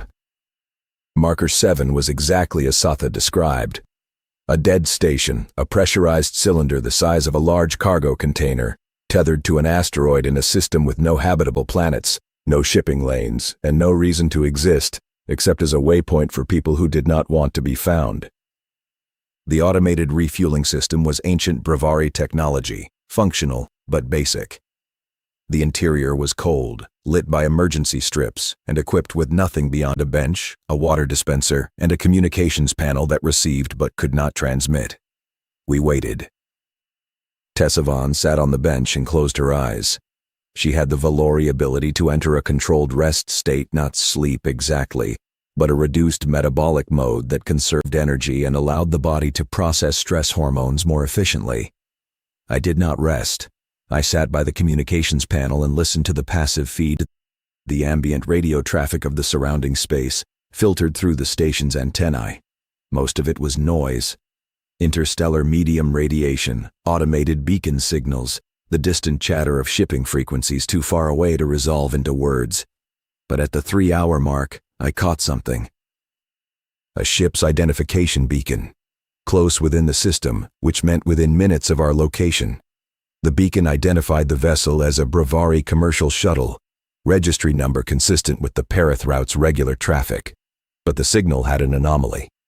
A secondary modulation buried in the beacon's carrier wave. Too subtle for civilian equipment to detect, but clearly visible to anyone trained in Bureau signal analysis. It was a homing signal. Someone was tracking that ship, and the tracker wanted to remain invisible to the ship's crew, but visible to anyone with the right equipment. Which meant either the ship was being followed and didn't know it, or the ship was the follower, and the homing signal was a coordination tool. Tessavon, she opened her eyes instantly. No grogginess, no transition. The controlled rest state shuts off like a switch. I have a contact. One ship, Brevari commercial registration, carrying a Bureau tracking signal. She came to the panel and studied the readout.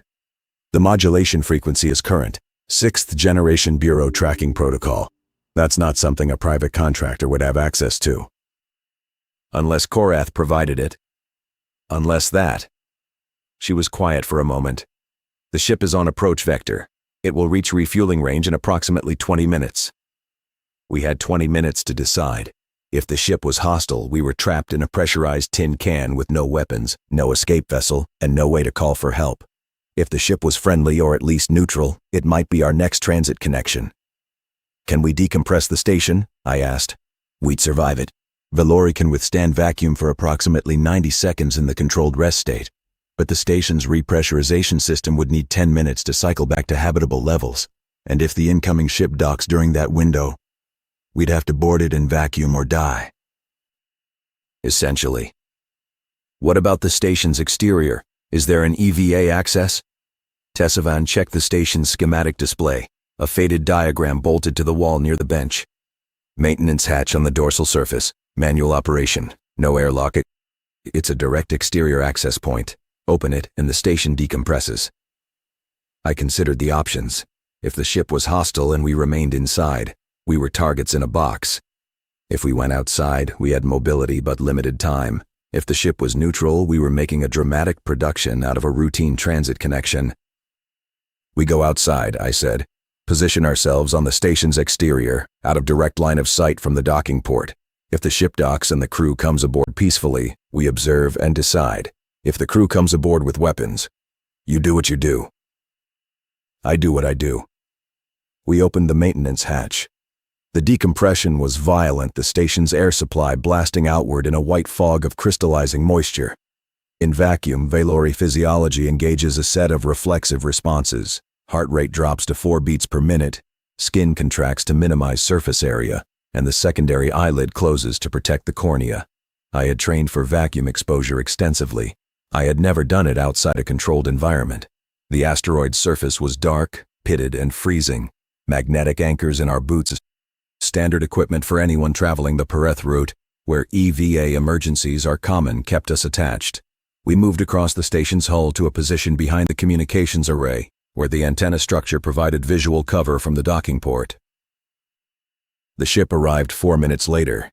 It was not a Brevari commercial shuttle. The hull was Brevari manufactured, yes, and the registration beacon was legitimate, but the vessel's configuration was wrong. Commercial shuttles have cargo bays. This ship had weapon hardpoints, small but unmistakable to a trained eye, and the approach pattern was not commercial. It was tactical. Deceleration burns time to minimize thermal signature. Attitude adjustments designed to present the narrowest possible profile. Private contractors. The magistrate's hunters. The ship docked.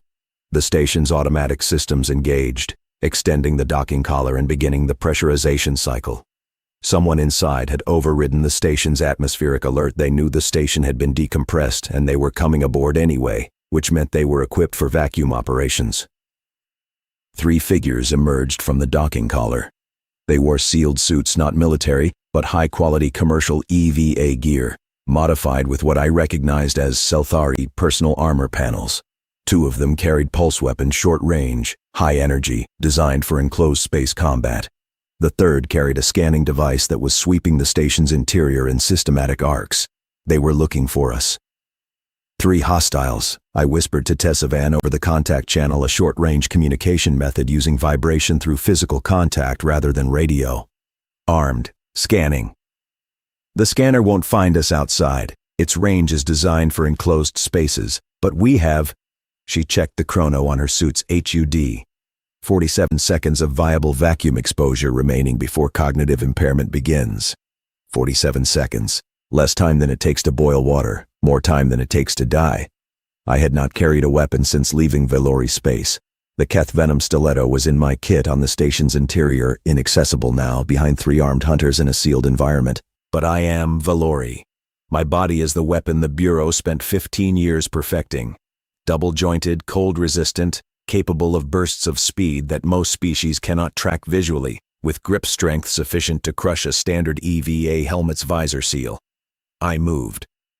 Across the hull, around the communications array to the station's dorsal surface, directly above the interior corridor where the 3 hunters were conducting their sweep. The station's hull was thin, composite, adequate for maintaining atmospheric pressure, but not designed to withstand focused impact. I drove my fist through it. The hull ruptured. The station's partial repressurization blew outward through the breach in a second violent decompression. The 3 hunters, caught in the blast, tumbled. 1 hit the far wall. 1 grabbed a structural beam. The third, the one with the scanner, was blown directly toward the breach. I caught him by the helmet as he came through. Velori grip strength. The visor cracked under my fingers, not enough to breach his suit, but enough to spiderweb his vision. I threw him sideways into the void. His momentum carried him off the station's surface and into open space. His suit had maneuvering thrusters, but they were designed for gentle repositioning, not recovery from a high-velocity tumble. He would survive. He would not return to the fight quickly. Tessavan was already moving. She dropped through the breach into the station's interior, directly onto the hunter who had been knocked against the wall. Archivists, it turned out, were trained in basic Bureau close combat techniques, an institutional requirement that I had assumed was purely ceremonial. It was not. Tessavan dislocated the hunter's weapon arm with a joint manipulation that I recognized from Bureau hand-to-hand curriculum. Module 3, Enclosed Space Combat. The third hunter, the one who had grabbed the structural beam, recovered faster than I expected. She was good. She pivoted, weapon up, and fired at Tessavan. The pulse round missed the decompression. Atmosphere was still swirling, creating visual interference, but it hit a control panel behind Tessavan and blew it apart in a shower of sparks and composite fragments. I came through the breach, in vacuum, in a ruptured station, with crystallized air particles catching the emergency lighting like suspended dust. I crossed the distance between the breach and the third hunter in less than 2 seconds. She tracked me. Her reflexes were excellent, and she fired twice. The first round hit my left arm. Pulse weapons don't penetrate Velori subdermal plating at close range, but the kinetic transfer is significant. My arm went numb from the elbow down. The second round passed over my shoulder as I dropped into a crouch. I hit her at the knees. She folded. The weapon discharged into the ceiling as she fell, and I caught the barrel and redirected it away from Tessavan and held it there. and with my numbed hand I found the release catch and stripped the weapon from her grip. She reached for a secondary weapon at her belt. I pressed the barrel of her own pulse gun against her visor. "Stop," I said. The contact channel carried my voice through the helmet. She stopped. "Who sent you?" Silence. "The magistrate's office, I know. Tell me something I don't know. How many more teams are there?" Her breathing was fast, visible as vapor inside her visor. She was Corvain, I could see it now, through the faceplate. Gray-blue skin, heavy brow ridge, eyes set deep under protective bone structures. Corvain made good mercenaries. They were tough, disciplined, and they didn't talk. "There are other teams," Tessavon said from behind me. She had the second hunter restrained with his own suit's emergency tether, and she was examining his scanning device. "This scanner has a network connection. It's linked to at least 4 other units, same frequency, same encryption, 4 other teams, operating simultaneously." "Where?" "The scanner doesn't show location, but if they're covering the Perith route, they'll be at every major node.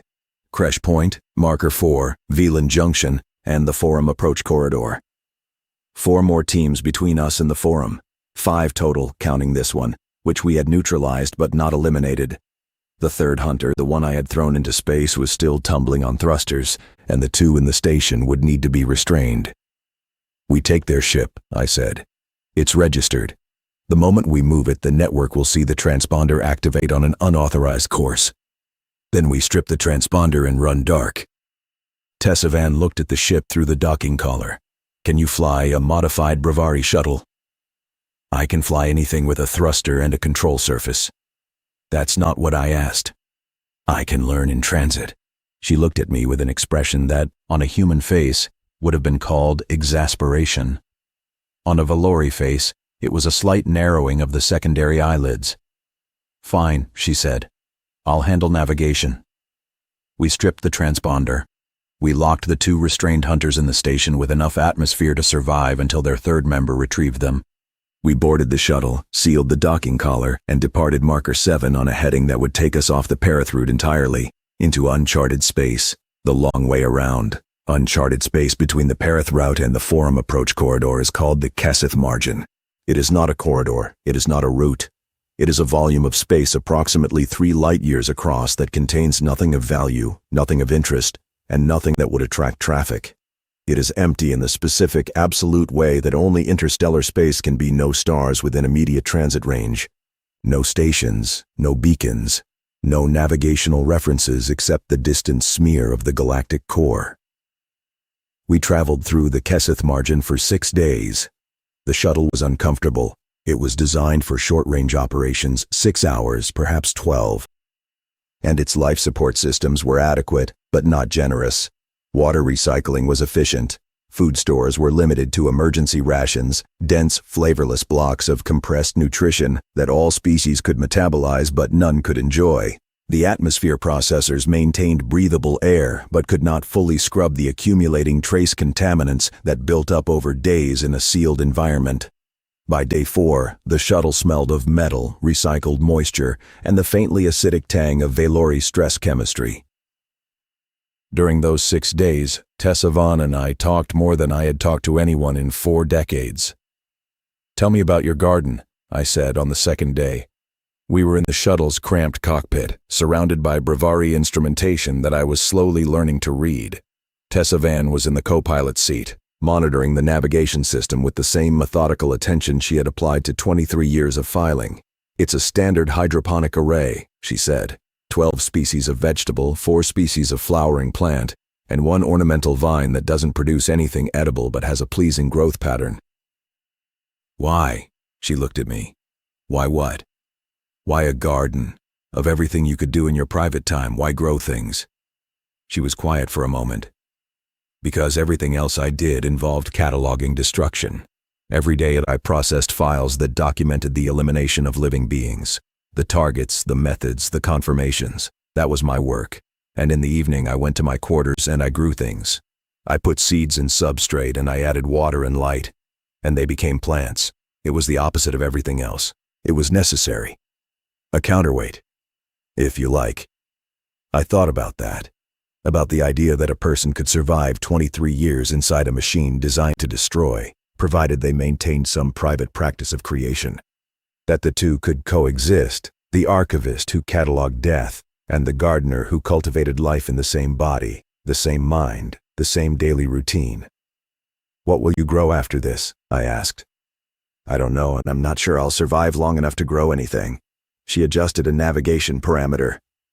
"But if I do, if we reach the forum and this works and the Bureau is dismantled or reformed or whatever happens, I think I'd like to grow something on actual soil, in actual sunlight." The hydroponic array was functional, but it was still a machine. I'd like to put my hands in dirt. I've never done that. Most Valori haven't. Valor's soil is basalt-derived and chemically hostile to most plant life. Our agriculture is industrial. Our relationship with growing things is transactional. She paused. The humans have a different relationship. They talk about gardens the way we talk about architecture as something that reflects the builder's character. Meren's granddaughter's colony. New Thessaly. They grow their own food, in soil, by hand. 3,000 people, and they consider the quality of their wheat a point of cultural pride. Chen Lian would have understood that. Yes. We traveled in silence for a while. The stars didn't move.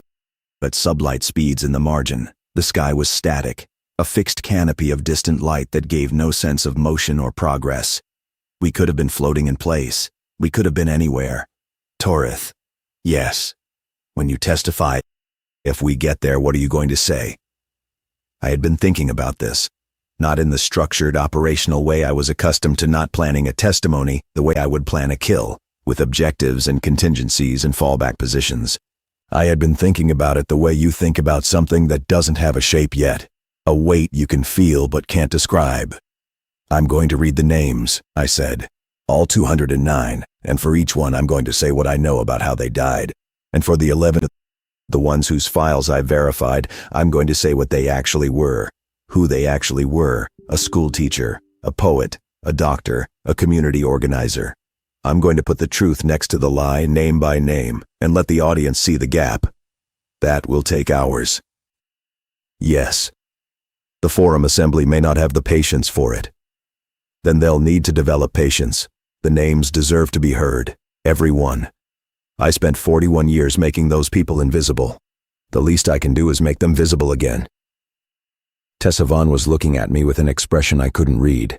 She was a Valori, and we are not demonstrative, but something in the set of her jaw, the angle of her secondary eyelids, suggested something I would not have expected from her. Respect. "Dio should be the one to introduce you," she said. "Not Meren. Dio. The son of one of your victims, standing in a forum chamber, introducing his father's killer as a witness for the truth. That's the image that will survive beyond the session. That's the thing they'll remember." She was right. It was exactly the kind of structural understanding that made Meren's network effective. The knowledge that institutions are moved not by data but by moments, by images that compress complexity into something the body understands before the mind can analyze it. Will he agree to that? He's already agreed. Meren and I discussed it before we left Oven Station.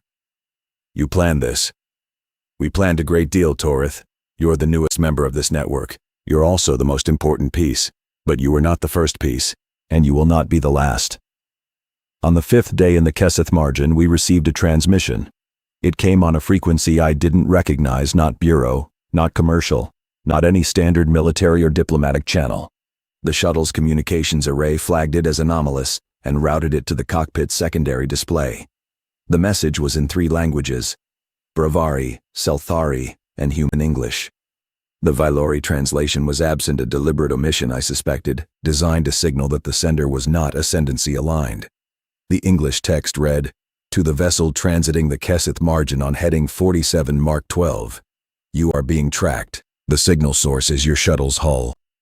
A secondary transponder embedded in the structural composite during manufacture, invisible to standard detection equipment.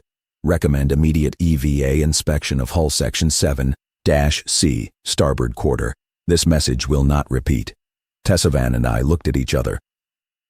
A secondary transponder, she said, built into the hull. Not the commercial transponder. We stripped a military-grade tracking device integrated into the ship's structure. The contractor's ship was purpose-built for pursuit. Of course it has a backup tracker. The question is, who sent this warning? I didn't know. The frequency was unfamiliar, the language selection suggested a non-Valori origin, and the specificity of the information hull section 7-C, starboard quarter, indicated detailed knowledge of the shuttle's design. "Does it matter?" I said. "If there's a tracker, we need to remove it regardless of who told us." EVA in the Kessith margin was different from EVA on an asteroid. There was nothing to anchor to except the shuttle's own hull, and the void was total. No nearby bodies, no reference points, just the unchanging field of distant stars in every direction. I suited up, attached a tether to the cockpit's EVA hardpoint, and crawled along the hull to Section 7C. The transponder was exactly where the message said it would be.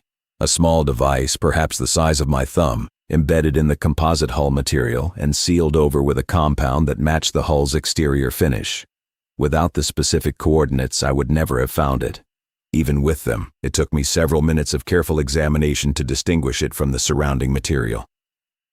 I removed it, crushed it, let the fragments drift. Back inside, I shed the EVA suit and returned to the cockpit. Tessavan had been analyzing the transmission signal characteristics while I was outside. "The transmission originated from approximately 4 light hours away," she said. "That's within the margin, but at the edge close to the Selthari border. And the signal encryption, while unfamiliar, has structural similarities to Selthari military communications." "Vreth Kassa." "Possibly. Or her network. The Selthari intelligence community is not monolithic. There are factions that oppose the Ascendancy's influence and factions that benefit from it. If Vreth has allies in the active service, they might have access to the contractors' tracking frequencies and the ability to detect their transponders." It was the first indication I had that the network extended beyond the 6 people in Meren's room.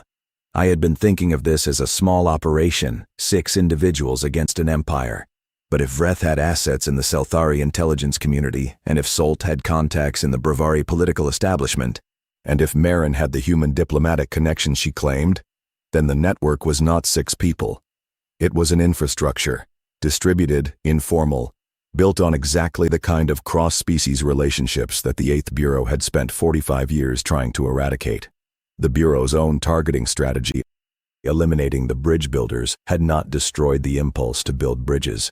It had driven it underground, where it had grown roots the Bureau couldn't see and connections the Bureau couldn't model. The Ascendancy had spent 45 years pruning a garden, and the garden had grown in the dark. We exited the Kessith margin on the 7th day and re-entered mapped space near the Selthari border. From there, it was 2 standard transits to the Forum.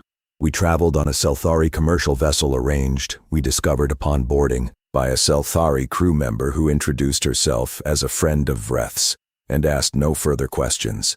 At the 2nd transit junction, we rendezvoused with Meren. She was waiting in a docking bay on a station called Valen Junction, and she was not alone. Dio was with her. So was Solt. And Vreth. They had arrived 2 days ahead of us, having taken a more direct route that was apparently safe for everyone who wasn't a fugitive Vylori assassin. "You look terrible," Meren said to me. "I've been living in a modified Bravari shuttle for a week eating emergency rations." "It builds character." I had sufficient character before the shuttle. She almost smiled. Almost. Then her expression shifted and I saw the operational focus return. "We need to talk about the Forum. There's a complication." "Of course there is." "The Magistrate's Office has filed a formal objection to any Article 17 petition originating from Vylori citizens. They're citing national security provisions claiming that any testimony from Vylori individuals regarding Ascendancy internal affairs falls under sovereign classification protocols and is inadmissible under Forum Charter." "Can they do that?" Solt answered. "They can file the objection. The Forum's legal panel will have to rule on it before any hearing can proceed. The ruling process typically takes 30 to 60 days, Meren finished, which would push us past the current session. The next session doesn't begin for 4 months, and in 4 months the magistrate will have found us, killed us, and classified the entire episode as a foreign intelligence operation. So we need the ruling to come faster. We need the ruling to be unnecessary." Meren pulled up a display on the station's common terminal. "Article 17 has an exception. If the petitioner can demonstrate an imminent threat to life, their own or others, The legal panel can waive the objection process and proceed directly to a hearing. It's an emergency provision, designed for situations where delay itself constitutes danger. And we can demonstrate an imminent threat to life because the magistrate has sent private contractors to kill us, and we have evidence of that. She looked at me.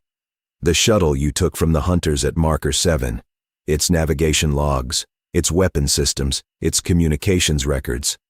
That ship is proof that the Ascendancy is conducting extrajudicial operations against individuals seeking forum protection. That's not just an imminent threat to us, it's a violation of forum sovereignty. The legal panel won't just waive the objection. They'll be furious. It was elegant.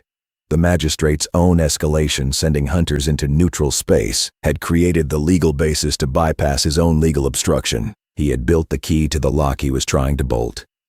"There's one more thing," Meren said. Her voice shifted. Quieter. "Dio." The young man was standing by the viewport, looking out at the transit junction's traffic. He turned when Meren said his name. "Dio has received a message from the magistrate's office," Meren said. "Directly, personally." Dio's face was controlled, but his hands were not. The same grip I had seen in the room on Oven Station, left hand clamping right wrist, knuckles pale. "They know about me," he said. "They know my father's name. They know I'm involved, and they've offered me a deal." The room went quiet. Full exoneration, legal protection, financial settlement, and the official reclassification of my father's death from security termination to administrative error. A formal apology from the 8th Bureau, sealed with the magistrate's personal stamp. His voice was steady, but there was a tremor in it, the kind you can only hear if you're listening for it. "All I have to do is withdraw from the petition and return to human space." "They're trying to buy the face," I said. "They're trying to buy me." Dio's jaw tightened. My father's death, reclassified as an error, as if he walked into a door, as if it was a clerical mistake, as if 12 pulse rounds from a Keth venom stiletto. He stopped, breathed. 3 millimeters. That's what you use, isn't it? That's the depth. I met his eyes. Yes. 3 millimeters. And they want to call it an error. "What did you tell them?" Meren asked. Dio released his wrist, flexed his fingers. "I told them my father wrote a poem about the way Valori children laugh. I told them he thought it was beautiful. I told them he was right. And I told them that if they wanted to purchase my silence, the price was the dismantlement of every system that made his death possible. And that since they clearly weren't offering that, they could consider my response a firm no." He turned back to the viewport. Meren looked at me. I saw it in her face, the same thing I had seen when she looked at the photograph of her granddaughter. Not hope, exactly. Something harder. The fierce, unsentimental recognition that someone was choosing to be what the situation needed, at a cost they understood completely. "We proceed," she said. "The Galactic Forum is the only structure in the known galaxy built jointly by all 5 major powers. It hangs in neutral space, equidistant from the territorial borders of the Valori Ascendancy, the Bravari Federation, the Selthari Combine, the Corvain Hegemony, and the Human Confederacy. It is enormous, a disc-shaped habitat 2 kilometers in diameter, with docking facilities for hundreds of vessels and an interior that includes diplomatic suites, administrative offices, a permanent support population of 4,000, and at its center, the Chamber of Assembly. The chamber is designed to intimidate.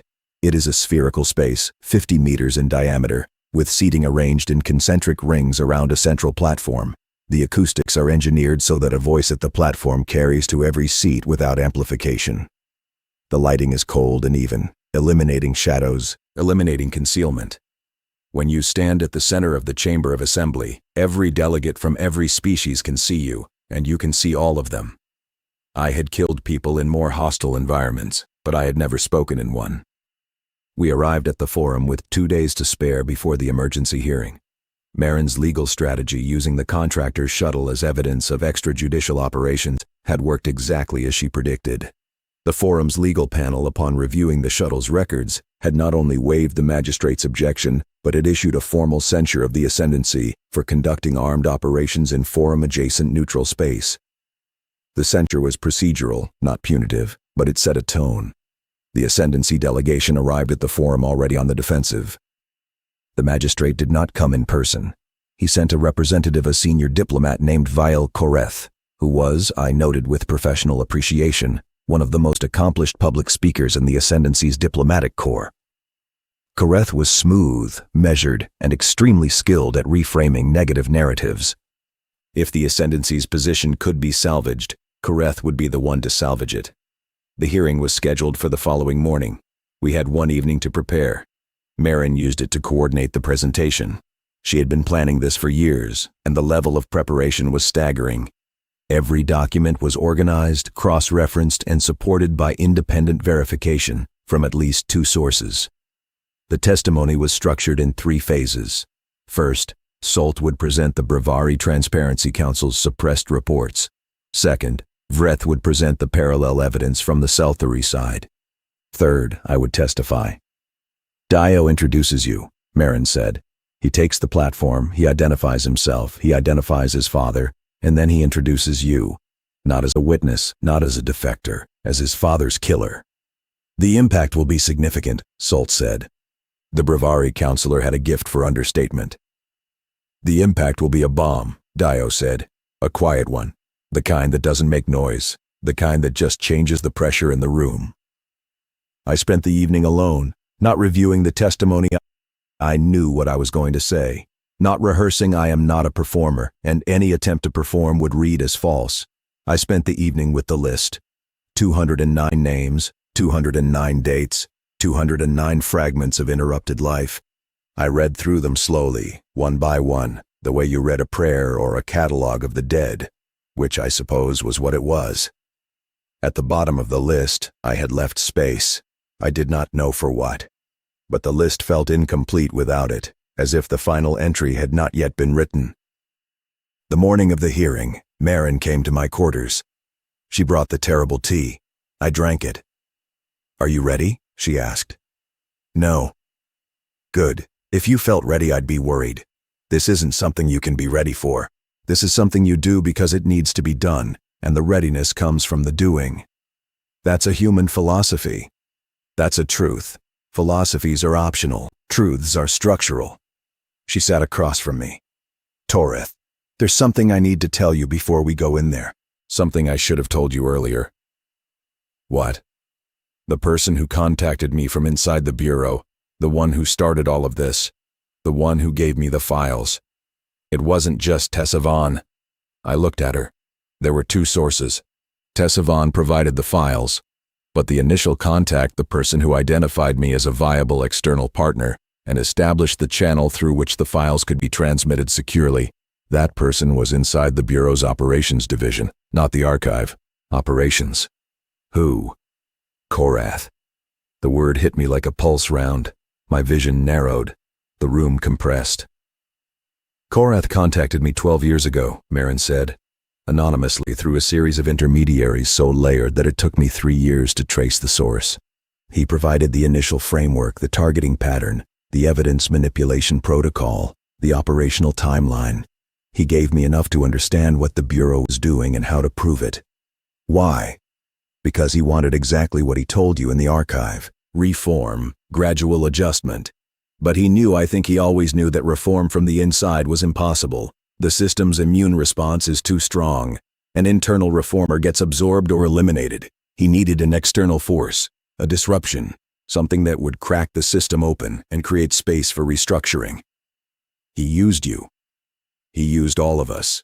He's been playing a 12-year game, Toreth. The files, the source, the network, he didn't build it, but he enabled it. He fed it. And when you showed up, when you found the files and made your choice, he let you go. He warned you about the contractors. He helped you, in his way, while simultaneously running the system that murders the people he's trying to protect. Yes. While authorizing kill orders on the very targets whose deaths would fuel the evidence against the Bureau. Yes. I stood up. The room was too small. The station, the forum, the galaxy too small. He killed 11 innocent people on my list, at minimum, and used their deaths as evidence to dismantle the system he built. He manufactured martyrs. "I think," Meren said carefully, that he would say the martyrs were already being manufactured. He just made sure their deaths would count for something. That is monstrous. Yes, it is. And you've known this for 12 years. I've known the source for 3 years. The implications, the full shape of what Korath was doing, I've only understood in the last year. And I chose to proceed because the alternative was to let the system continue unchecked. I looked at her. This woman, this 62-year-old human with her terrible tea and her framed photograph and her network of damaged, determined people. She had known that the very information that powered her campaign had been provided by the architect of the atrocities she was exposing. She had known, and she had used it anyway. Does Dio know? No, and I don't intend to tell him. Not now. Possibly not ever. That's a lie of omission. That's a judgment I've made. The same kind of judgment you made 209 times. The kind where you weigh the cost of the truth against the cost of the silence, and you choose the option that lets you live with yourself. She held my gaze. I'm not clean, Torith. None of us are clean. We're doing the best we can with what we have, and what we have is dirty. If you need clean, you're in the wrong species. She stood up and walked to the door. At the threshold, she turned. Your testimony is yours. I can't control what you say in that chamber. If you want to tell them about Korath's role, tell them. If you want to expose every layer of this, including mine, expose it. You have that right. The question is whether doing so serves the dead, or only serves your need for the truth to be total. She left. I sat with the list and the terrible tea and the knowledge that the machine I had been part of was even more complex than I had understood. That the person who ran it had also been working to destroy it, at the cost of the lives he was authorized to take. That the line between architect and saboteur, between builder and destroyer, was not a line at all. It was a single person, doing both things simultaneously, for 12 years, with full awareness of the contradiction. And then I understood the empty space at the bottom of my list. It was for Korath. Not because he was dead. He was alive. But the person he had been, the handler I had trusted for 37 years, the strategist who had given me my first kill order, the voice in my ear during my earliest operations, the closest thing I had to a constant in 4 decades of professional isolation. That person had never existed. He had been a performance, a cover, as carefully constructed as Tessavon's incuriosity, as Meren's fragility, as my own obedience. The empty space was for the relationship I had believed in, for the trust I had placed in a man who had been dismantling his own institution from within, while using me as one of its instruments. I wrote Korath's name at the bottom of the list, not as a target, not as a victim, as an unresolved entry, a name that I could not yet classify. Then I went to the Chamber of Assembly. The chamber was full. Word of the emergency hearing had spread across the forum, not through official channels, but through the informal networks of staff, diplomats, journalists, and observers who circulated through the station's corridors like blood through veins. Everyone knew something was happening. No one knew exactly what. The Ascendancy delegation occupied their assigned arc, a wedge of seating on the chamber's northern face. Vial Korath sat at the front, flanked by legal advisors and communications staff.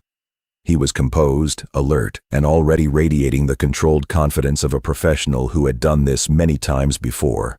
The other delegations were present in varying strength. The Brevari had a full complement. Solt's testimony would be of direct interest to them. The Selthari had sent a reduced delegation, officially neutral, but Vreth's presence would complicate that neutrality. The Corvain observers were in their usual position, elevated, watching, offering nothing. And the human delegation was represented by a woman I didn't know. Mid-50s, sharp-featured, wearing the formal gray of the Human Confederacy's diplomatic service. Meren had spoken to her the previous evening. I didn't know what was said. Solt went first. His testimony was devastating in the particular way that Brevari formal presentation can be. Methodical, documented, utterly devoid of emotional appeal, and so comprehensively sourced that challenging any individual point would require challenging the Brevari Transparency Council's entire institutional credibility. He laid out the Council's suppressed reports. 17 Brevari citizens killed in Ascendancy space over a 30-year period, each death classified by ascendancy authorities as unrelated incidents, accidents, natural causes, criminal violence, and each one, upon the Council's independent investigation, bearing the operational signatures of professional termination. The chamber was quiet, not the performative silence of a shocked audience, the working silence of professionals absorbing data they didn't want to hear. Dreveth followed. Her testimony covered the Selthari parallel similar targeting patterns, similar evidence of cross-border assassination operations, and most damningly, documentary evidence that the Selthari Combine's own intelligence services had conducted targeted killings at the Ascendancy's formal request, as part of a bilateral security agreement that had never been disclosed to the Selthari public or the Forum. This produced a reaction. The Selthari delegation's head diplomat left the chamber during Dreveth's testimony, not in protest, but to make urgent communications, as the implications of what Dreveth was describing extended far beyond the Ascendancy. Then it was time. Dio walked to the central platform.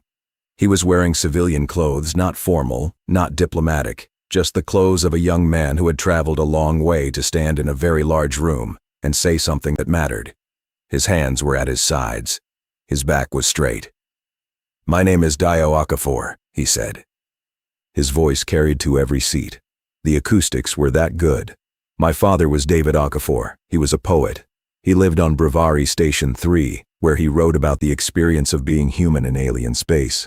He wrote about food markets and transit schedules and the sound of languages he was still learning. He wrote about the way Valori children laugh silently, just a vibration of the jaw, and he said it was beautiful, because it was different from how humans laugh, and the difference was something worth noticing." He paused. The chamber was absolutely still. "7 years ago, my father was killed by an operative of the Valori Ascendancy's 8th Bureau. He was buying fruit at a market. He was 51 years old. His kill order classified him as a psychological warfare operative, whose work constituted a strategic threat to Ascendancy social cohesion. The actual evidence, the evidence that the operative who killed him was never shown, describes a man who wrote poems about fruit markets." He looked at the Ascendancy delegation, at Kessith, who was very still. "I am not here to speak about my father's death. Others will present the evidence better than I can. I am here to introduce the person who killed him." He turned to the chamber's entrance. "His name is Toreth Vask. He served the 8th Bureau for 41 years. He killed 209 people on the Bureau's authorization. And he is here, of his own choice, to tell you what that service actually meant." I walked to the platform. The distance from the entrance to the center of the Chamber of Assembly is approximately 30 meters. I have crossed greater distances under fire, in vacuum, in darkness. This was the longest walk of my life. I stood on the platform. Every delegate from every species could see me. I could see all of them. The cold, even lighting left nowhere to hide. I was not hiding. "My name is Toreth Vask," I said. "I am a Valori citizen and a 41-year veteran of the 8th Bureau of the Valori Ascendancy, and the most prolific field operative in the Bureau's history. I have killed 209 sentient beings on the Bureau's authorization. For 41 of those kills, I have direct, verified evidence that the threat classifications used to authorize the kills were fabricated. The targets were not intelligence operatives, arms dealers, or strategic threats. They were teachers, poets, doctors, community organizers, and cultural workers whose actual activities posed no security risk to anyone. They were killed because they built connections between species, and those connections threatened the Ascendancy's model of governance." I paused. Not for effect, because the next part was the part that would cost me. I am not a defector. I am not a whistleblower acting from conscience. I killed these people. I killed them efficiently, professionally, and without hesitation, because I believed the evidence I was given, and I did not look beyond that evidence, because the system was designed to make looking unnecessary. I am here not because I discovered my conscience, but because someone showed me what I had done, and I could no longer maintain the framework that made it invisible. I looked at Dio. He was standing at the edge of the platform, close enough that I could see his hands. They were still. For the first time since I had met him, his hands were still. I am going to read the names of the people I killed, all 209. For each one I will state the date, the location, and the method of termination. For the 41 whose files I have verified, I will also state what they actually were, the truth that was removed from my briefing so that I could kill them without understanding what I was destroying. I opened the list. Kill number 1, Year 3 of service, Brevari Station 7. Target, Senate Voss. Brevari male, age 43. Classification, arms trafficker.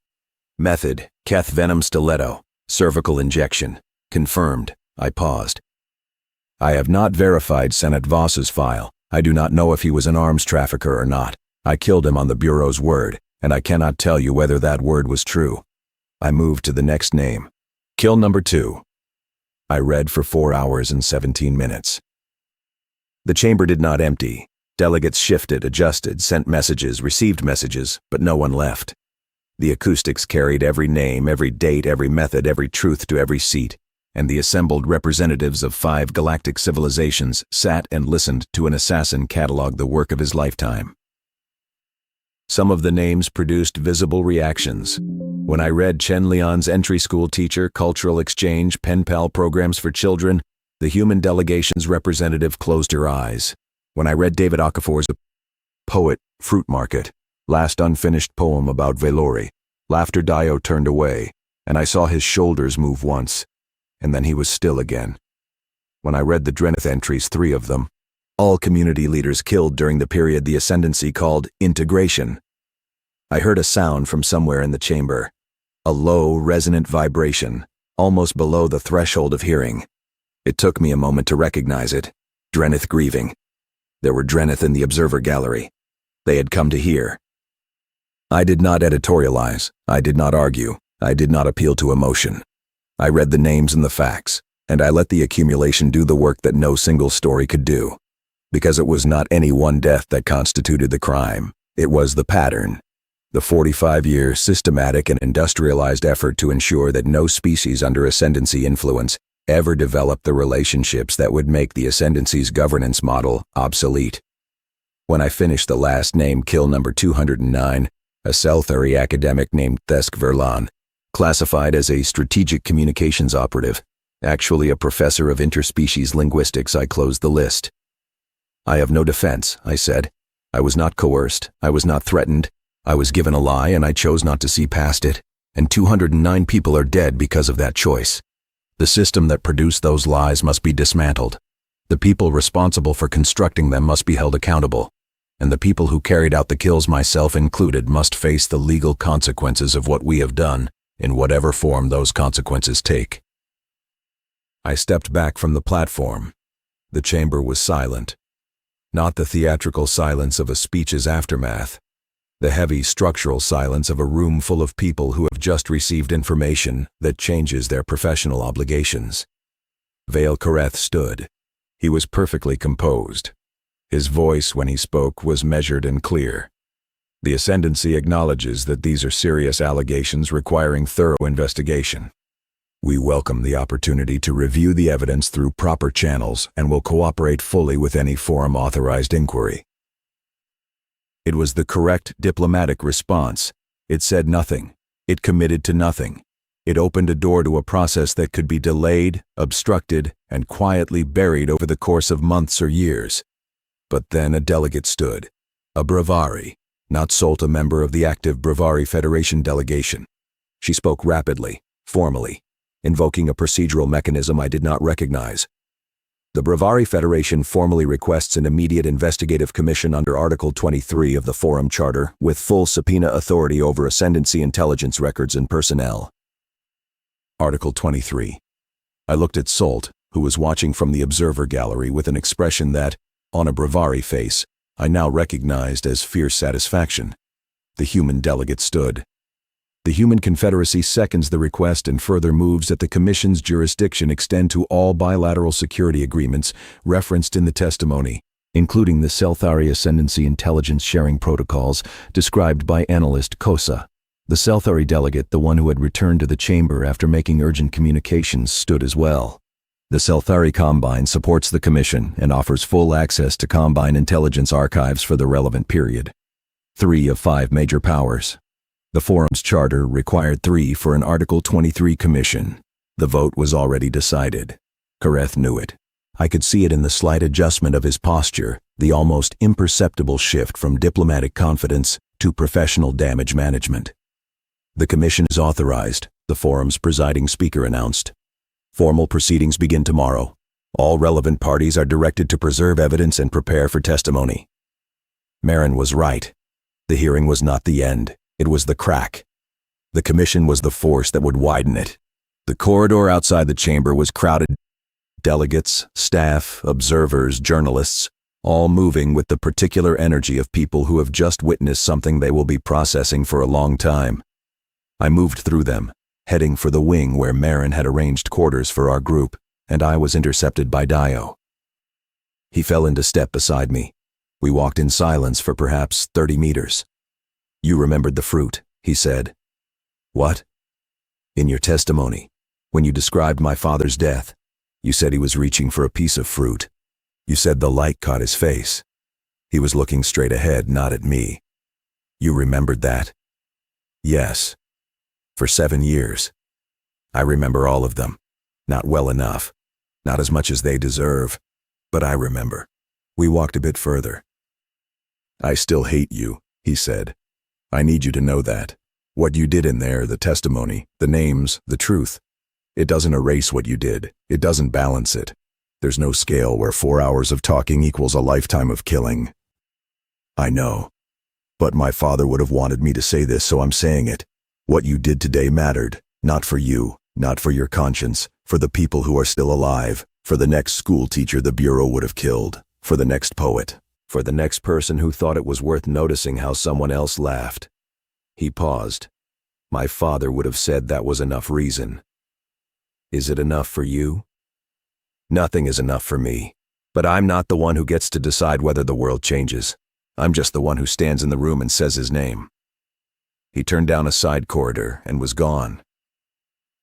That evening, I received a message.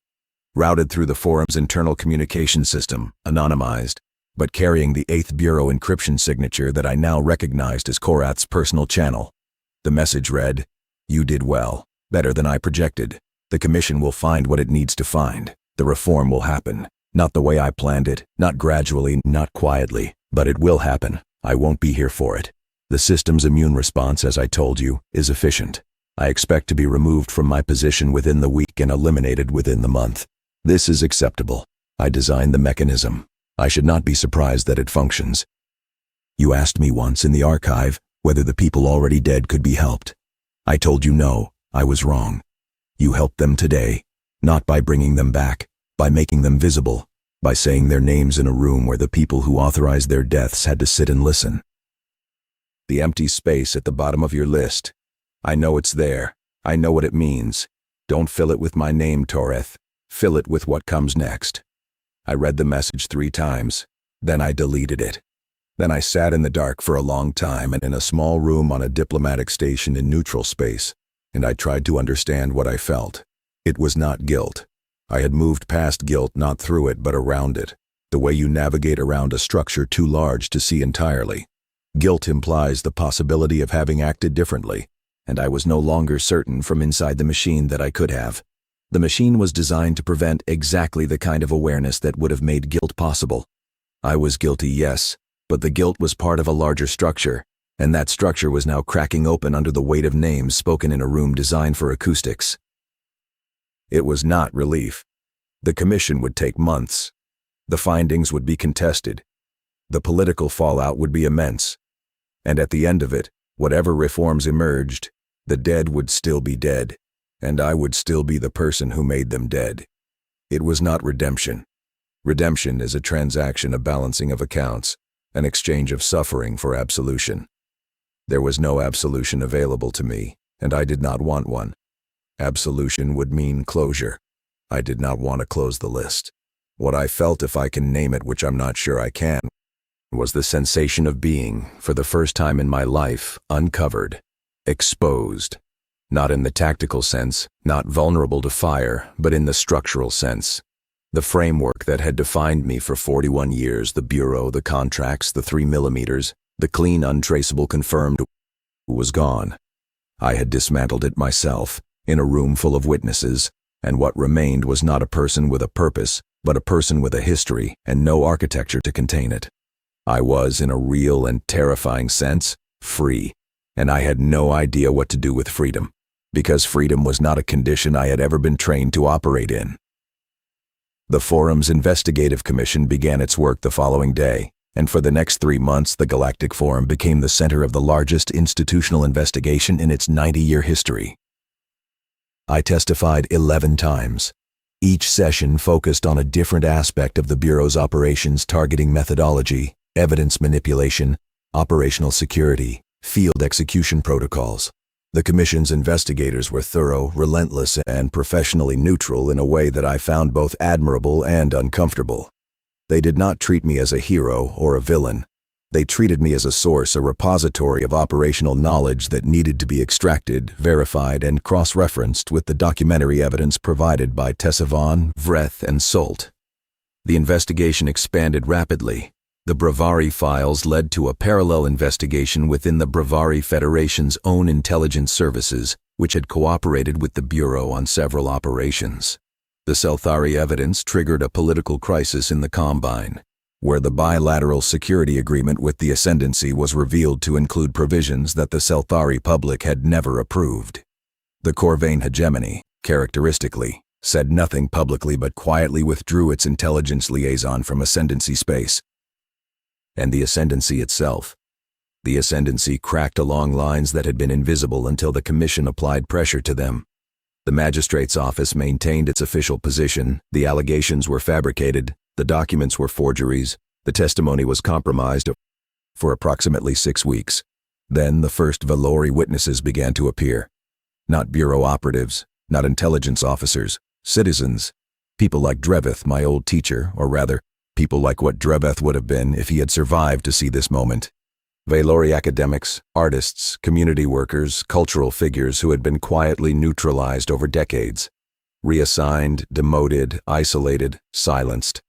1,600 of them by Tessavon's count, and now they came forward one by one to describe what had been done to them.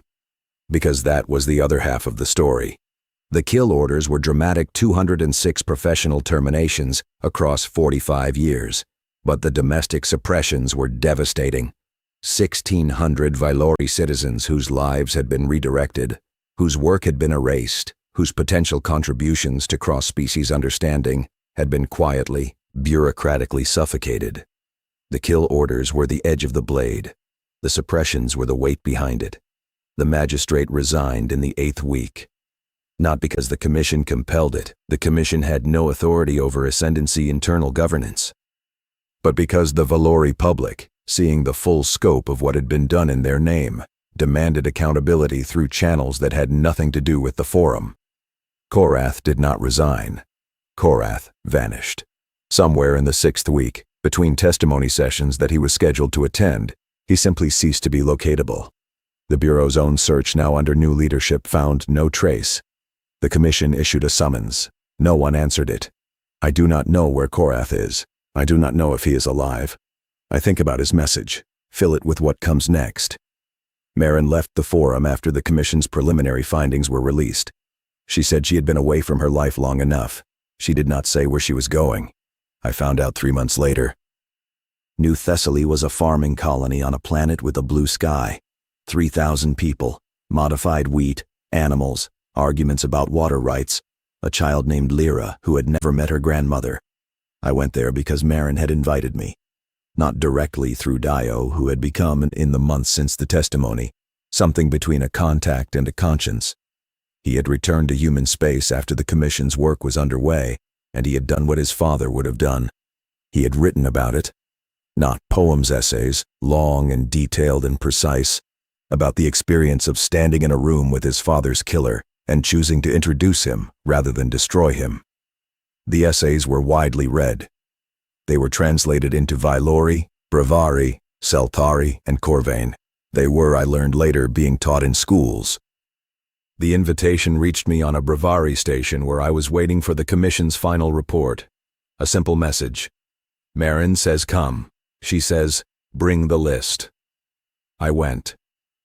New Thessaly was, I am struggling to find the right word. I have been to hundreds of worlds in my career. I have seen the basalt plateaus of Valor, the crystalline cities of the Bravari homeworld, the dense forest canopies of Selthari Prime. I have seen the inside of more stations, corridors, ships, and sealed environments than I can count. I have seen the galaxy from the inside of a weapon's purpose. Every landscape as a tactical problem. Every environment as a set of angles and distances and sightlines. New Thessaly was none of those things. It was a small colony on a small planet with a blue sky and green fields and a wind that smelled like growing things.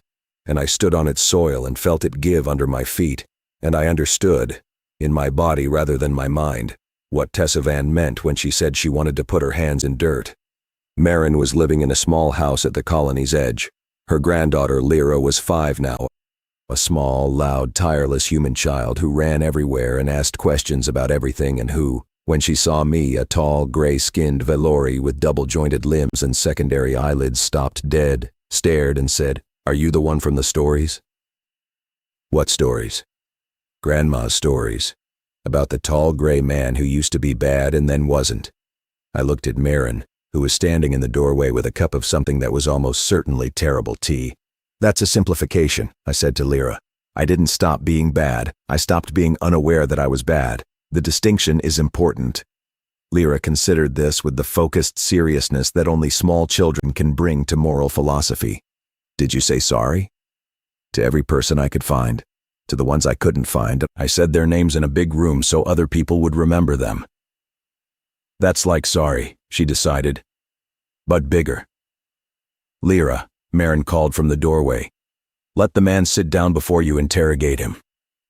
We sat on the porch of Meren's house and drank the tea, which was, marginally, better when made with actual water from an actual well, rather than a station dispenser. "The Commission's final report is due next month," I said. "The preliminary findings recommend a complete restructuring of the 8th Bureau, reparations for the families of verified targets, and a permanent forum oversight mechanism for all major powers' intelligence operations." "I know. Dreveth tells me the Selthari Combine has already begun implementing reforms. The bilateral agreement has been voided. Their intelligence services are under independent review." "I know that too. You built this, Meren. All of it. The network, the strategy, the legal framework, the political infrastructure. You built it from a rented room with terrible tea. I organized it. There's a difference. I didn't build the people. The people built themselves. I just gave them a way to find each other." She sipped the tea. "That's what Chen Lian was doing, what David Okafor was doing, what all of them were doing, giving people a way to find each other across the lines that empires draw. I just did it at a larger scale." Korath would say you proved his thesis, that networks are the structural threat he always described. Korath was right about the threat. He was wrong about the response. A structure that can only survive by killing the things that connect people is a structure that's already dead. It just hasn't stopped moving yet. She set down her cup. "You brought the list?" "Yes." "Have you filled in the last entry?" I pulled the data pad from my kit. The list. 209 names, dates, locations, methods, and truths. And at the bottom, the entry I had written in the dark, in a small room on a diplomatic station, after reading Korath's final message. The last entry did not contain Korath's name. It read, "Entry 210. Not a kill, not a date, not a location. A debt. To every person on this list, I cannot undo what I did. I cannot compensate for what was lost. I cannot make your deaths meaningful. They were already meaningful before I ended them, and my actions did not add meaning. They subtracted it. What I can do is this. I can carry your names for the rest of my life. Not as penance. Penance implies an end, and this has no end. As a practice. A daily act of remembering that every person I pass in a corridor, every face I see in a marketplace, every child laughing in a language I don't understand, is a life that someone, somewhere, might decide is a structural threat, and my practice, my daily ongoing never completed practice, is to stand between that decision and that life for as long as I am able. This is not redemption. Redemption is a destination. This is a direction. It is the only direction available to me, and I will walk it until I can't." Meren read it. She set down the data pad. "It's not enough," she said. "No. It's never going to be enough. No. Good. She looked at me with those dark eyes, steady as a geologic formation. The day you think it's enough is the day you've stopped walking. Lyra came running around the corner of the house, trailed by 2 other children, one human, one, to my astonishment, Valori, a small Valori boy, perhaps 4 years old, with gray skin and wide silver eyes and the clumsy, oversized movements of a child still learning the capabilities of his own limbs. "That's Thessan," Meren said. "His parents are agricultural consultants, part of the new exchange program. He's been here for 3 months. "Thessan," I said. "The name. The same name as the Valori boy in Chen Lian's pen pal program, the one who had written his first sentence in English. I like the blue sky in your pictures." It could not be the same child. The timeline was wrong. But names recur, and the things we build have roots that outlive us. And perhaps somewhere in the chain of connections that Chen Lian started and the Bureau tried to sever, a thread had survived. Lyra and Thessan ran past us, chasing something, a ball, an insect, a game that existed only in the shared language of children who don't know they're supposed to be separated, and Meren watched them go with an expression that I could finally read. Not hope. Something harder.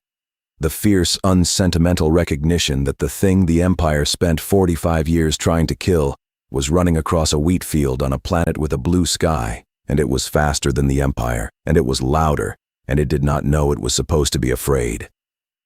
I stayed on New Thessaly for 11 days. In that time I repaired Meren's water pump, which had been failing for weeks, and which she had been compensating for with a series of increasingly improbable jury-rigged solutions. I am not a mechanic, but I am Valori, and Valori approach physical problems with the same methodical precision we approach everything else. The pump needed a new seal and a recalibrated pressure valve. I fabricated both from materials available in the colony's workshop. I also taught Thessan to count in Valori. He already knew his numbers in English. Lyra had taught him, but his parents, immersed in their agricultural work, had not had time for early education in his native language. He was delighted to learn, as children are delighted by any new pattern they can master, and he taught me the English words in return, correcting my pronunciation with the severe authority of a 4-year-old who knows he is right. On the 8th day, Dio arrived. He had not been invited. He had characteristically decided that he needed to be here and had arranged his own passage. He brought copies of his essays, bound in paper, and a small package for Meren that turned out to contain a tin of actual tea from Earth. "I thought you might want to know what the real thing tastes like," he said, "for reference, so you can understand exactly how far short the station stuff falls." Meren made the tea. It was, in fact, dramatically better. She drank it with an expression of focused attention that suggested she was cataloging every difference for future reference. Dio and I did not speak much during his visit. We did not need to. We had said the essential things in the forum corridor months ago, and the months since had not changed them. He still hated me. He was still here. Both things were true, and neither required the other to resolve. On the 9th day, I received a communication from the forum. The Commission's final report had been released. Its findings were substantially as predicted. Comprehensive restructuring of the 8th Bureau, reparations, oversight mechanisms. But the report contained one additional recommendation that I had not anticipated. The Commission recommended the establishment of a permanent cross-species cultural exchange program, administered by the Forum and funded by contributions from all 5 major powers. The program was to be named the Chen Lian Initiative. I read the name 3 times. A school teacher, a woman who ran a pen pal program for children, a woman I killed in her sleep in a hotel room on a station I don't remember the name of, while children's drawings were pinned to the wall above her desk. They named it for her. Not for the Commission, not for the Forum, not for me. For her. For the person who had done the work quietly, patiently, in small rooms with children who were learning to see each other as real. I showed the report to Meren. She read it. She set it down. "Good," she said. That was all. On the 11th day, I left New Thessaly. I did not return to Valori space. The Ascendancy was in the process of restructuring, and my legal status was complex. The Commission's report had recommended a case-by-case review of all 8th Bureau operatives, with distinctions made between those who had known about the evidence manipulation and those who had not. I fell into the second category, which offered some legal protection, but not immunity. There would be trials. There would be judgments. I would face them when they came. In the meantime, I went where I was needed. The Chenlian Initiative needed staff people who could operate across species lines, who understood the cultural distances, who could navigate the suspicions and hostilities that 4 decades of systematic isolation had produced. They needed organizers, translators, mediators, and security consultants. I was not qualified for most of these roles, but I was qualified for one. I could keep people safe, not by killing threats, by recognizing them, by reading the signatures, the surveillance patterns, the targeting indicators, the operational rhythms that mark an intelligence operation in progress. I could see the machine's movements because I had been the machine, and I could position myself between its instruments and its targets because I understood, with a precision that no one else in the galaxy possessed, exactly how the 3 millimeters work. So that is what I do. I travel between the Initiative's program schools, exchange centers, community hubs, cultural offices, and I watch. I monitor communications for surveillance signatures, I assess physical security, I train local staff to recognize the indicators of targeting, and when I find a threat, when I see the machine's shadow falling across a teacher, or a poet, or a doctor, or a child who is learning to count in a language that isn't their own, I step into the shadow and I've been doing this for 1 year. I have identified and disrupted 14 targeting operations, not all Ascendancy, not all Bureau. The machine is not unique to the Vylori. Every empire has one. Every power that depends on maintained separation has a mechanism for enforcing it. The names change. The methods change. The mathematics don't. I will not stop the machine. No one person can. But I can stand in the space between the machine and the people it targets, and I can make that space wider. One intervention at a time. One school at a time. One program at a time. It is not redemption, it is a direction. I carry the list. Always. 209 names and 1 debt. I add to the debt daily, not new names but new details. Things I learn about the people I killed, gathered from the families and friends and communities that survived them. Chen Lian's mother is alive. She is 87 years old, and she lives on a colony near Earth, and she keeps every letter her daughter ever wrote to her in a box under her bed. I have not visited her. I do not have the right.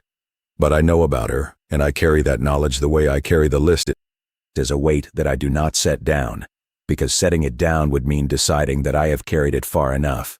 There is no far enough. David Okafor's last poem, the unfinished one, about the way Vylori children laugh, was completed by his son. Dio wrote the final stanza. I have read it. I will not reproduce it here because it belongs to him and not to me. But I will say this. The last line describes a sound that cannot be heard, only felt. And it says that the feeling is what remains when everything else is taken away. It says the feeling is enough. I don't know if I believe that. I don't know if I am capable of believing it. I am Vylori. My neurochemistry processes these things differently. I do not feel what humans feel. I do not grieve the way they grieve. But I recognize the shape of what they describe, the way you recognize a landscape from a map without ever having stood in it. Tessin can count to 100 in both Vylori and English now. Lyra is teaching him to read. He is teaching her the silent jaw vibration that passes for laughter among our children. They are 6 and 5 years old, and they are building between them a bridge that no bureau and no empire and no mathematics of separation can model, because it is not a structure. It is a practice. The same practice I am engaged in, the same direction. A school teacher started it. A poet continued it. An old assassin is walking it badly, late, with blood on his hands and a list in his pocket and no expectation of arriving. But the direction is right, and the blue sky is still there, above the gray, whether you can see it or not. A child drew it once, and she was right. She was right.